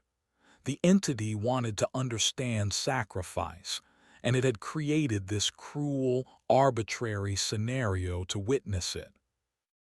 This was the final straw for Penn. The accumulated terror, the guilt, the constant mental attacks, and now this insane, impossible demand. It all coalesced into a single point of unbearable pressure.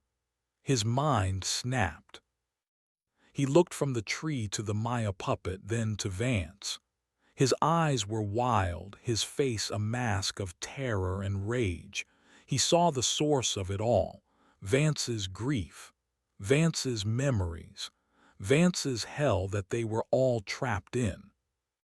"This is your fault," Penn hissed, his voice a low, trembling growl. He raised the pistol, the one Vance had given him. He didn't aim it at the puppet. He aimed it squarely at Vance's chest. "All of this, it's because of you. If you die, this all goes away. The story the tree wants. It's you." Chapter 18. The Last Memory. The pistol in Penn's hand was a stark, ugly piece of reality in the dreamscape. Lena gasped, taking a step back, her hands half raised in a gesture of placation. The Maya puppet watched from the swings, its head cocked with a chilling, inhuman curiosity, like a child who had just discovered a fascinating new way for its dolls to break. Vance did not move. He looked at Penn, at the wild terror in the young soldier's eyes, at the trembling barrel of the gun. He saw not a mutineer but a victim, a mind shattered by horrors it was never meant to endure. Reacting with aggression would be a death sentence. It would feed the grief engine, validating Penn's rage, making this nightmare more real, more permanent. "You're right, Penn," Vance said, his voice calm and even, betraying none of the tension coiling in his gut. "It is my fault. This is my world, my sorrow. You're just trapped in it." His agreement seemed to stun Penn for a moment. The rookie had expected a fight, a denial. The calm acceptance of blame disarmed him. The gun wavered slightly. "So you see," Vance continued, taking a slow, deliberate step forward, his hands held open and away from his body. "Killing me might be the answer, but this thing—" He gestured with his head toward the glowing-eyed puppet. "It doesn't learn from simple answers. It's not asking for a death. It's asking for a story, a powerful one." He looked past Penn at the puppet. He was no longer speaking to the broken soldier in front of him. He was addressing the silent, watching God. "You want a memory," Vance called out, his voice echoing in the dead air of the playground. "You want to understand sacrifice. I'll give you one, but not the one you think." He walked past Penn, who stood frozen, the gun still raised but his certainty gone. Vance stopped before the Maya puppet, close enough to see the shifting, alien light in its replicated eyes. He knelt down so he was at its level. It was the hardest thing he had ever done. The memory of their death. That's what fuels this place. That's the pain. But you don't understand where that pain comes from, Vance said, his voice low. You can't understand the grief without understanding what was there before it. The whole is meaningless if you don't know what it replaced. He reached out, his hand trembling, and gently touched the puppet's cheek. It was cold, like polished stone. "I will give you a better story," he whispered. He closed his eyes. He did not offer resistance. He did not build walls. He opened his mind completely and willingly, a psychic offering.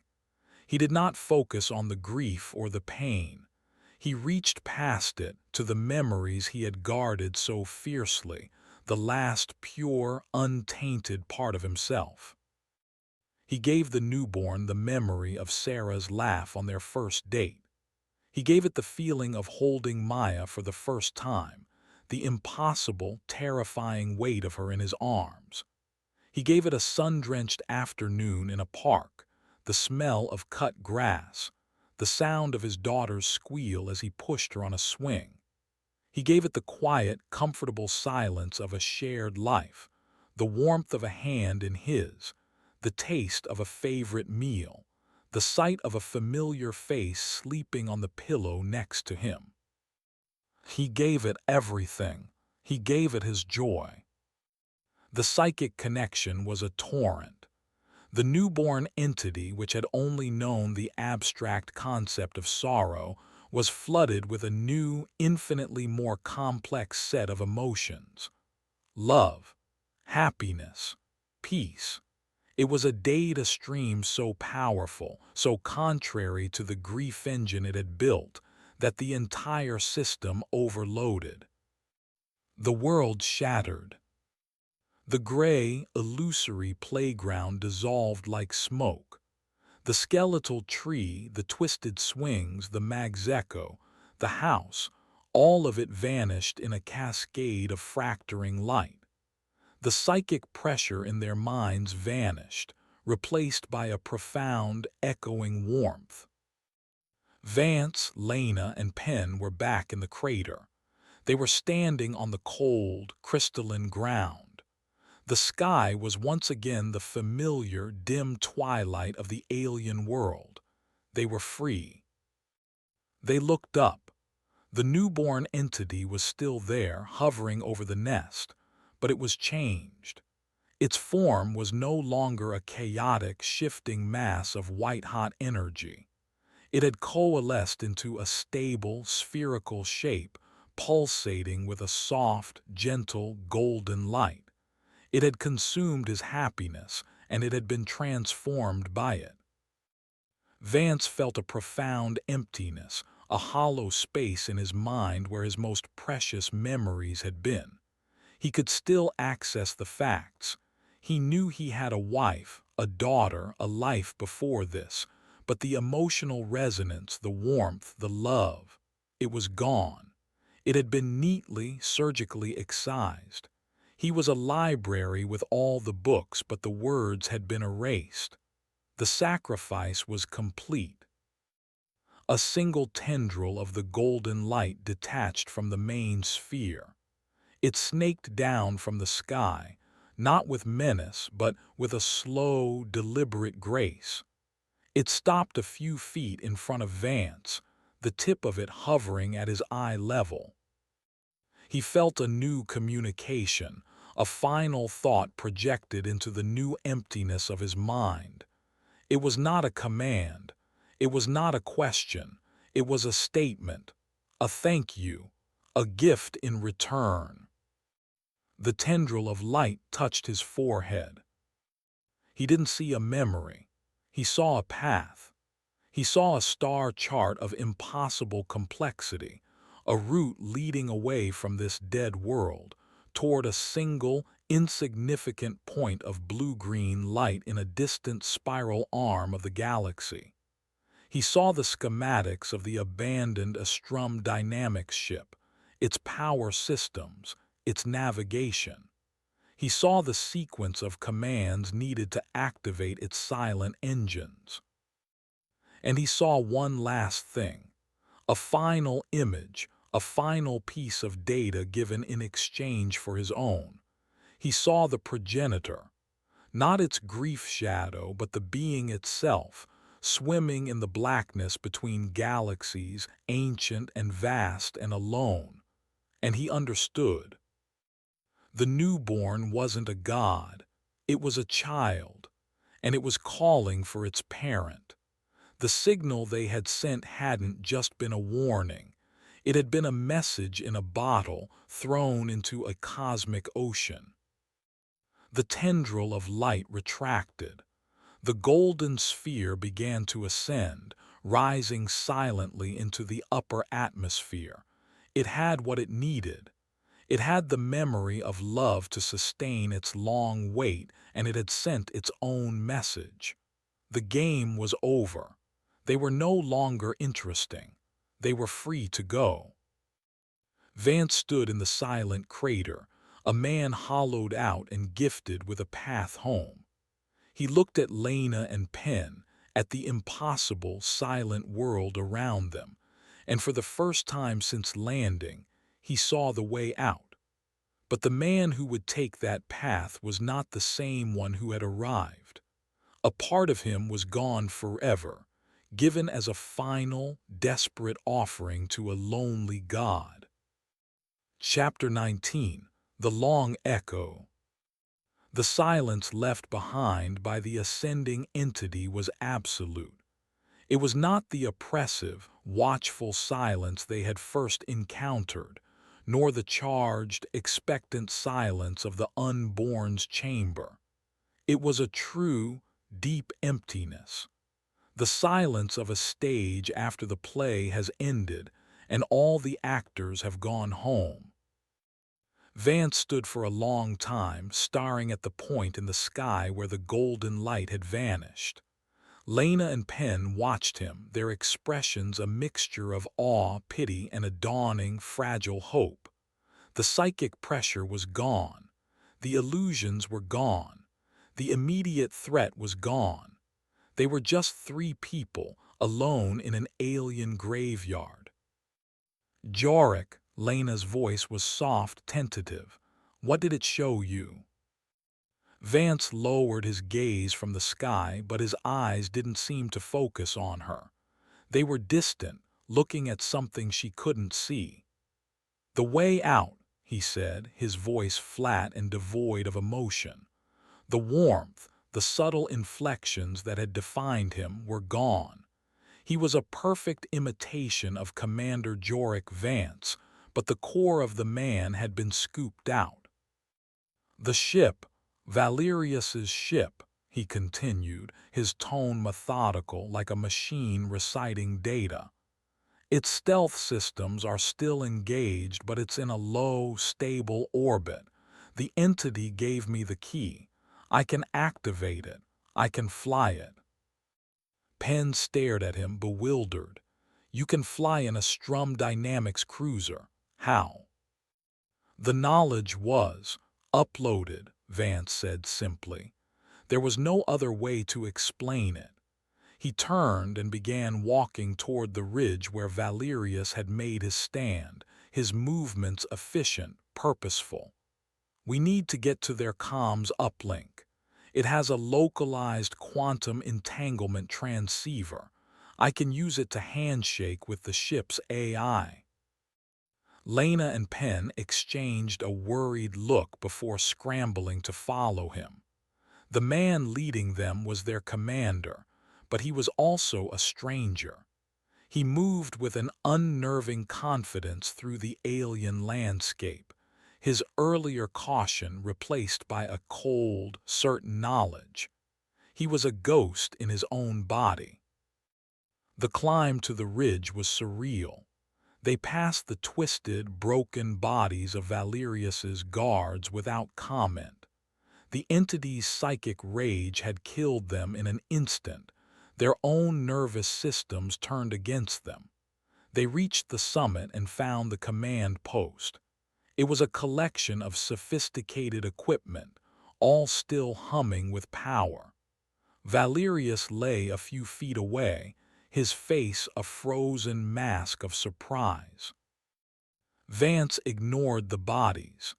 He went straight to a console, his fingers flying across the holographic interface with a familiarity that was both incredible and deeply unsettling. Lines of code scrolled by. Schematics of the orbital cruiser appeared, rotating in the air. The ship's AI is dormant, Vance narrated, his voice a monotone. Standard security protocol after the command crew is neutralized.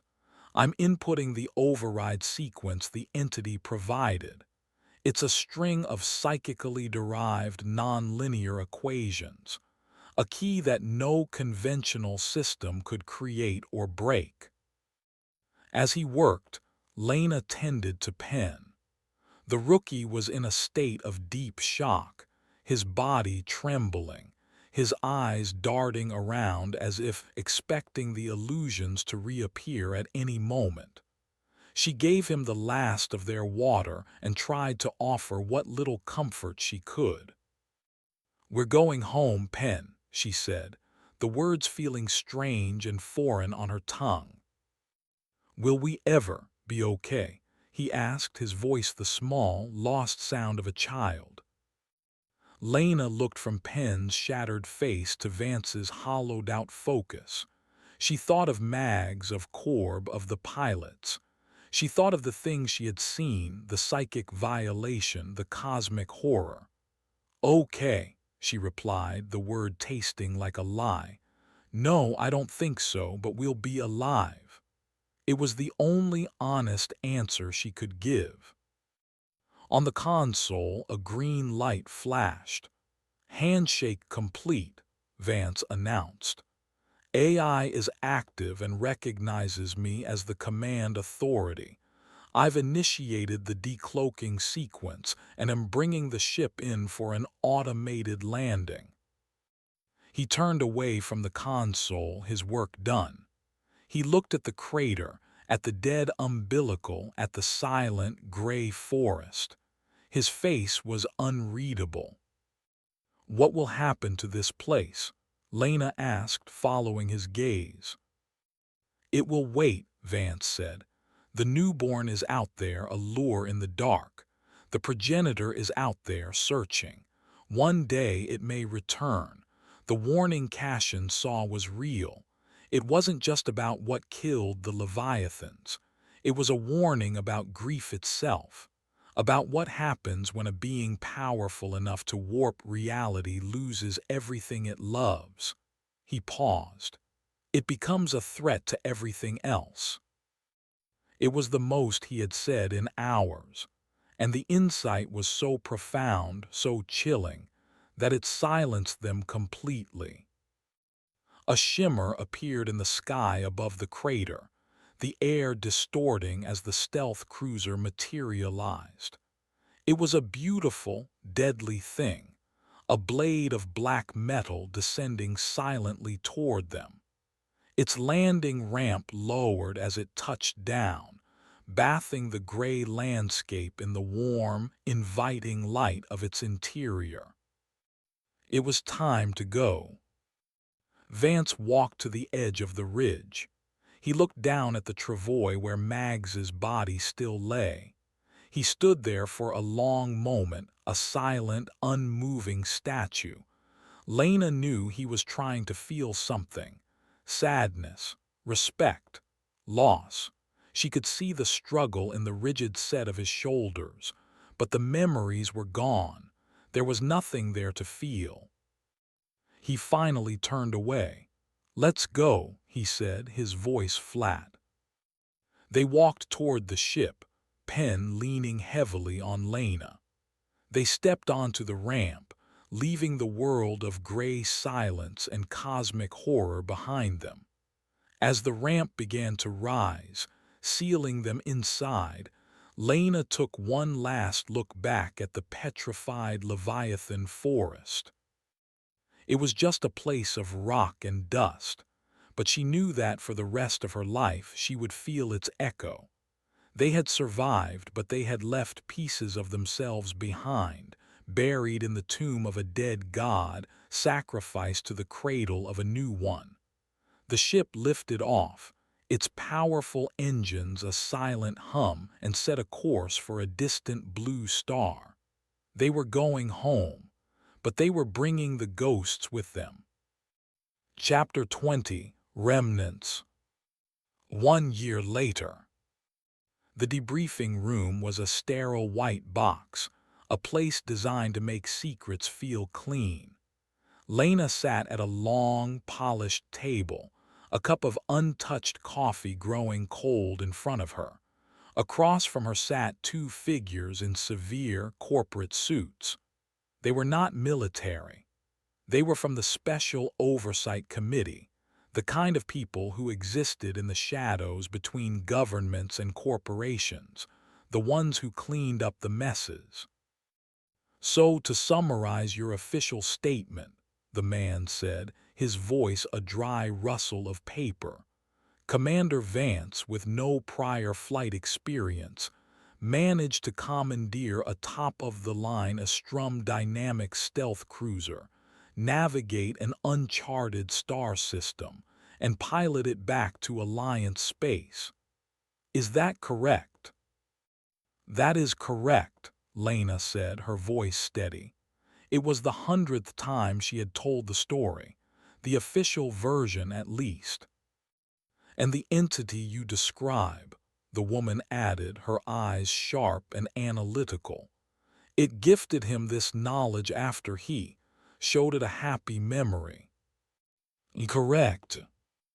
The man leaned forward. "Dr. Hom, we have had a dozen xenopsychologists analyze your report. They are in agreement. Your testimony, while consistent, aligns perfectly with the diagnostic criteria for a shared, trauma-induced folie à trois, a collective delusion." Lena didn't react. She had expected this. The truth was too monstrous, too unbelievable to ever be accepted. The official story was simpler. A Strum Dynamics had a catastrophic accident on a high-risk expedition. There were 3 survivors, all suffering from severe PTSD. The company was being buried in lawsuits and government sanctions. It was a neat, tidy story that kept the real horror safely locked away. "We have no further questions," the woman said, closing her file. "You are all cleared for return to civilian life. Your service records have been sealed under the Extranormal Circumstances Act. Our advice to you is to try and forget." Lena almost laughed, as if they could. She left the room. Penn was waiting for her in the hallway. He was thinner, his eyes holding a permanent, haunted look, but he was steady. He was in therapy, working through it. He would be scarred always, but he would survive. He was young enough to heal. "They didn't believe us, did they?" he asked. "They never will," Lena replied. "And maybe that's for the best." They walked in silence to the last room at the end of the hall, the psychiatric ward. They looked through the small, reinforced window in the door. Jorik Vance sat on the edge of a narrow bed, staring at a blank white wall.